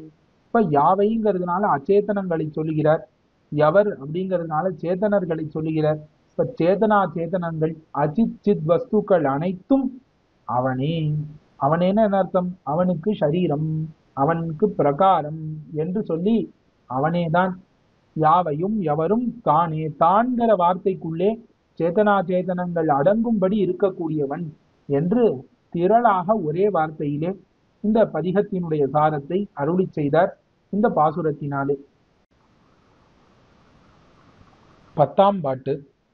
யாவையும் எவரும் தானாய் அவரவர் சமயம் தோறும் தோய்விலன் புலனைந்துக்கும் சொலப்படான் உணர்வின் மூர்த்தி ஆவிசேர் உயிரினுள்ளால் ஆதுமோர் பத்திலாத பாவனை அவனை அதனை கூடில் அவனையும் கூடலாமே என்று அழகான பாசுரம். இப்ப இந்த பதிகத்திலே முழுக்க எம்பெருமானினுடைய வியாப்தியை சொல்லி கொண்டு வந்தார். எம்பெருமான் இந்த வஸ்துவுக்குள்ளே இருக்கிறான், அந்த வஸ்துவாக இருக்கிறான், இப்படி சொல்லிக்கொண்டே வரும்பொழுது வேதங்களின் பிரக்கிரியைப்படி எம்பெருமானுக்கு அந்த வஸ்துவிலே உள்ள தோஷங்கள் தட்டாதுன்னு சொல்ல வேண்டிய ஒரு நிர்பந்தம் உண்டு. அதை இந்த பாசுரத்தினாலே அருளி செய்து இந்த பதிகத்தை முடிக்கிறார். 10ஆம் பாட்டு. யாவையும் எவரும் தானாய். அச்சித்துக்கும் சித்துக்கும் தான் பிரகாரியாய், அவைகள் தனக்கு பிரகாரமாக இருக்கிறான். இது முன்னாடி எல்லாம் சொல்லி கொண்டு வந்தார். இப்படி இருந்தால் கூட என்ன ஆகிறது? அவரவர் சமயம் தோறும் தோய்விலான். இப்ப அவரவர் அப்படிங்கிறது இங்க யாவை எவர்னு சொன்ன ரெண்டுத்தையும் குறிக்கணும். இப்ப அவை அவை அவரவர் ரெண்டுத்தையும் நாம் வைத்துக் கொள்ள வேண்டும். இப்ப அந்த அச்சித்துக்களின் சமயம், சமயம்னா அவஸ்தைகள், வியவஸ்தைகள். இப்ப இந்த அச்சித்துக்களின் வியவஸ்தைகள் என்ன? அது மாறிக்கொண்டே இருக்கும். இப்ப அச்சித்துங்கிறது அதுக்கு ஒரு அளவு, நீளம், சின்னது, பெருசு, இந்த மாதிரி பரிணாமங்கள் உண்டு. பரிமாணங்கள், பரிணாமங்கள் எல்லாமே உண்டு அச்சித்துக்கு. அதற்கு மேலே சித்தை பார்த்தோமாகில் ஜீவாத்மாவுக்கு இவன் சுகம் துக்கம், சுகித்வ துக்கித்வங்கள், இந்த மாதிரியான ஒரு சில வியவஸ்தைகள் எல்லாம் உண்டு. அவனுக்கு சுகம் வரும், துக்கம் வரும், இந்த மாதிரியான வியவஸ்தைகள் எல்லாம் ஜீவாத்மாவுக்கு உண்டு. இதுதான் அவரவர் சமயம். இப்ப அச்சித்துக்கு இருக்கக்கூடிய சமயங்கள் பரிணாமங்கள், அதற்கு மேலே ஜீவாத்மாவுக்கு இருக்கக்கூடிய சமயங்கள் சுகித்வ துக்கித்வங்கள், இது எல்லாத்திலும் தோய்விலன். இது எல்லாம் எம்பெருமானுக்கு ஒட்டாது அப்படிங்கிறார். ஏன் ஒட்டாது அப்படின்னா, பொதுவா இந்த ஜீவாத்மா இருக்கானே, இந்த ஜீவாத்மா ஞானானந்தமயனாக இருக்கக்கூடியவன். அப்படி இருந்தால் கூட இந்த தேகத்திலே பிரவேசித்த உடனே அவன் அகம் சுகி அகம் துக்கி என்ற எண்ணம்லாம் அவனுக்கு வருகிறது.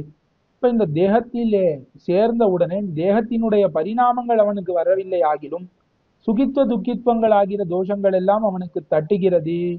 அதுபோல எம்பெருமானுக்கு தட்டாதான தட்டாது. ஏன்னா பிரவேச ஹேத்து காரணம். இந்த சேதனனானவன், இந்த ஜீவாத்மாவானவன் தேகத்திலே எதனாலே நுழைகிறான்? கர்ம நிபந்தனமாக நுழைகிறான். ஆனால் எம்பெருமான் எதனாலே நுழைகிறான்னா அனுகிரகமடியாக நுழைகிறான். ஆகையாலே எம்பெருமானுக்கு தட்டாது. அழகான உதாரணம் சொல்லுவார்கள் நம் ஆச்சாரியர்கள். ஒரு சிறைச்சாலை இருக்கு. இந்த சிறைச்சாலையிலே தவறு செய்தவன் சிறைவாசம் செய்து கொண்டிருக்கிறான். அவர்களை பார்க்க வேண்டும்னு ராஜபுத்திரன் என்ன பண்றான், உள்ள போகிறான். சிறைக்குள்ள போய் எல்லாம் சரியா நடக்கிறதான்னு பார்த்து கொண்டு வருகிறான். இந்த சிறைக்குள்ள பார்த்தா ராஜபுத்திரன் உள்ளே இருக்கும்பொழுது சிறைவாசம் பண்ணக்கூடிய அந்த தண்டனை அனுபவிக்கக்கூடியவனும் உள்ளதான் இருக்கான். ராஜபுத்திரனும் சிறைக்குள்ளதான் இப்ப போயிருக்கான். ஆனாலும் ரெண்டு பேருக்கும் வித்தியாசம் இல்லையா? இவன் ராஜபுத்திரனாக இருந்து தன்னுடைய இச்சையாலே அங்க போறதுனால அந்த சிறைவாசம்ங்கிற தோஷம் ராஜபுத்திரனுக்கு வராது. அதே அந்த சிறையை தண்டனை அனுபவிக்கக்கூடியவனுக்கு அந்த தோஷம் வரும் அல்லவா? அந்த மாதிரி ஜீவனுக்கு வரக்கூடியது எதுவும் எம்பெருமானுக்கு வராது என்பதை காட்டினர் தோய்விலன் என்று. இதற்கு மேலே புலனைந்துக்கும் சொல்லப்படான். இப்ப 5 இந்திரியங்களாலே 5 இந்திரியங்களுக்கு விஷயமாகவும் அவனை சொல்ல முடியாது. 5 இந்திரியங்கள்னால மனசையும் கூட்டிக் கொண்டு மனசால் நினைக்கவும் முடியாது. அப்ப அவன் எப்படிப்பட்டவன் அப்படின்னா உணர்வின் மூர்த்தி. மூர்த்தினா ஸ்வரூபம், உணர்வுனா பிரகாசம், ஸ்வயம் பிரகாசம். அப்ப பிரகாசத்தையே ஸ்வரூபமாக உடையவன், வடிவாக உடையவன் மட்டும்தான் சொல்ல முடியும். அதற்கு மேலே ஆவி சேர் உயிரின் உள்ளால் ஆதுமோர் பத்திலாத பாவனை அதனை கூடில் அவனையும் கூடலாமே. இதை எப்படி நாங்கள் நம்புறது? எம்பெருமான் எந்த ஒரு விஷயத்திலும் அகப்பட மாட்டான் என்பதை எப்படி நம்புவதுங்கிறதுக்கு ஒரு யுக்தி சொல்லி காண்பிக்கிறார் ஆழ்வார். ஆவி சேர் உயிர், ஆவின்னா சரீரம்னு அர்த்தம். இவ்விடத்திலும் ஆவி சேர் உயிர், உயிர்ங்கிறது இங்க ஜீவாத்மா.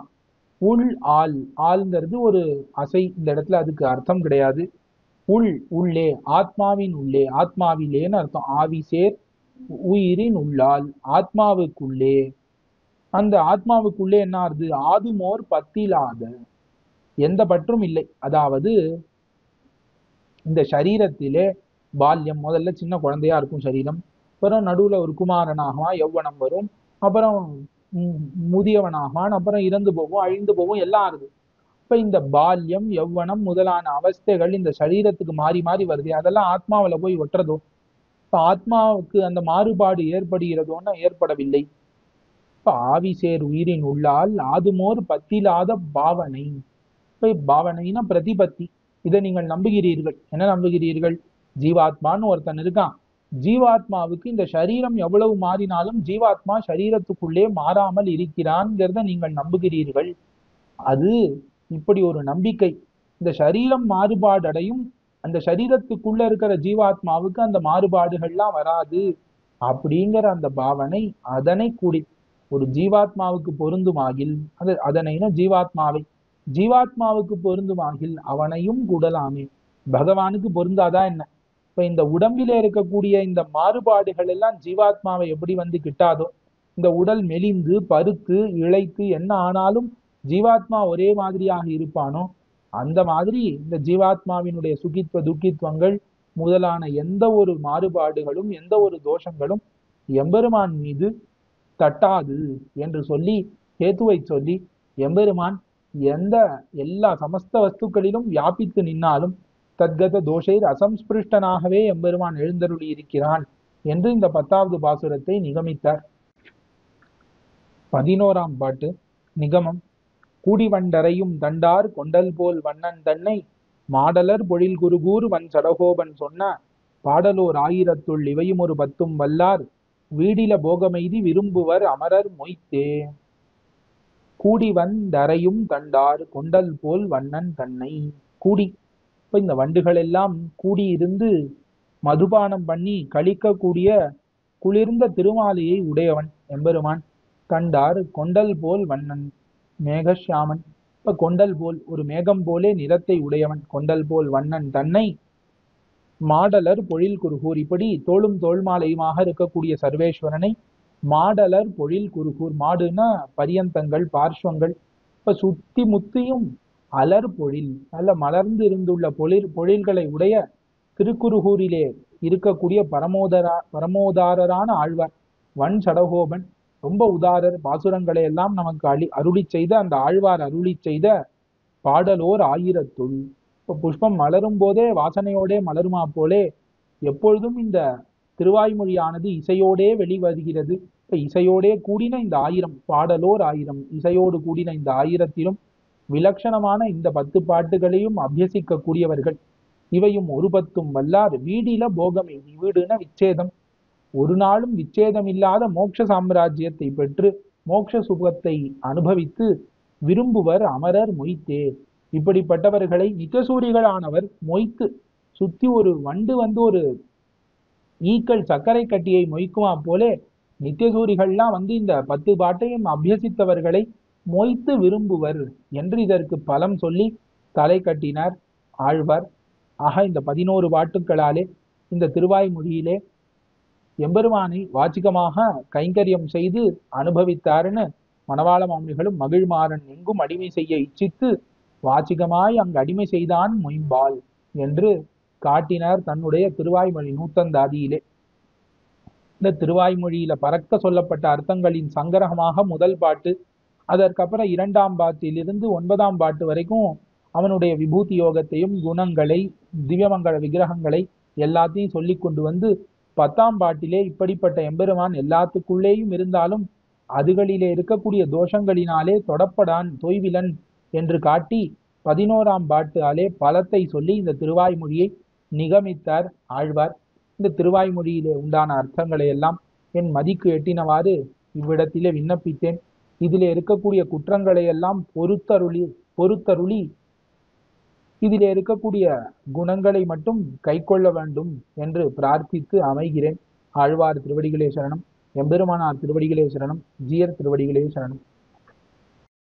பற்பமென திகழ் பைங்கழலும் தன் பல்லவமே விரலும், பற்பமென திகழ் பைங்கழலும் தன் பல்லவமே விரலும், பாவனமாகிய பைந்துவராடை பதிந்த மருங்கழகோ, பாவனமாகிய பைந்துவராடை பதிந்த மருங்கழகும், முப்புரி நூலோடு முன்கையில் ஏந்திய முக்கோல் தன்னழகும், எப்பொழுதும் யதிராசன் வடிவழகு என் இதயத்துள்ளதால், இல்லை எனக்கெதிர் இல்லை எனக்கெதிர் இல்லை எனக்கெதிரே, இல்லை எனக்கெதிர் இல்லை எனக்கெதிர் இல்லை எனக்கெதிரே, இல்லை எனக்கெதிரே இல்லை எனக்கெதிரே இல்லை எனக்கெதிரே.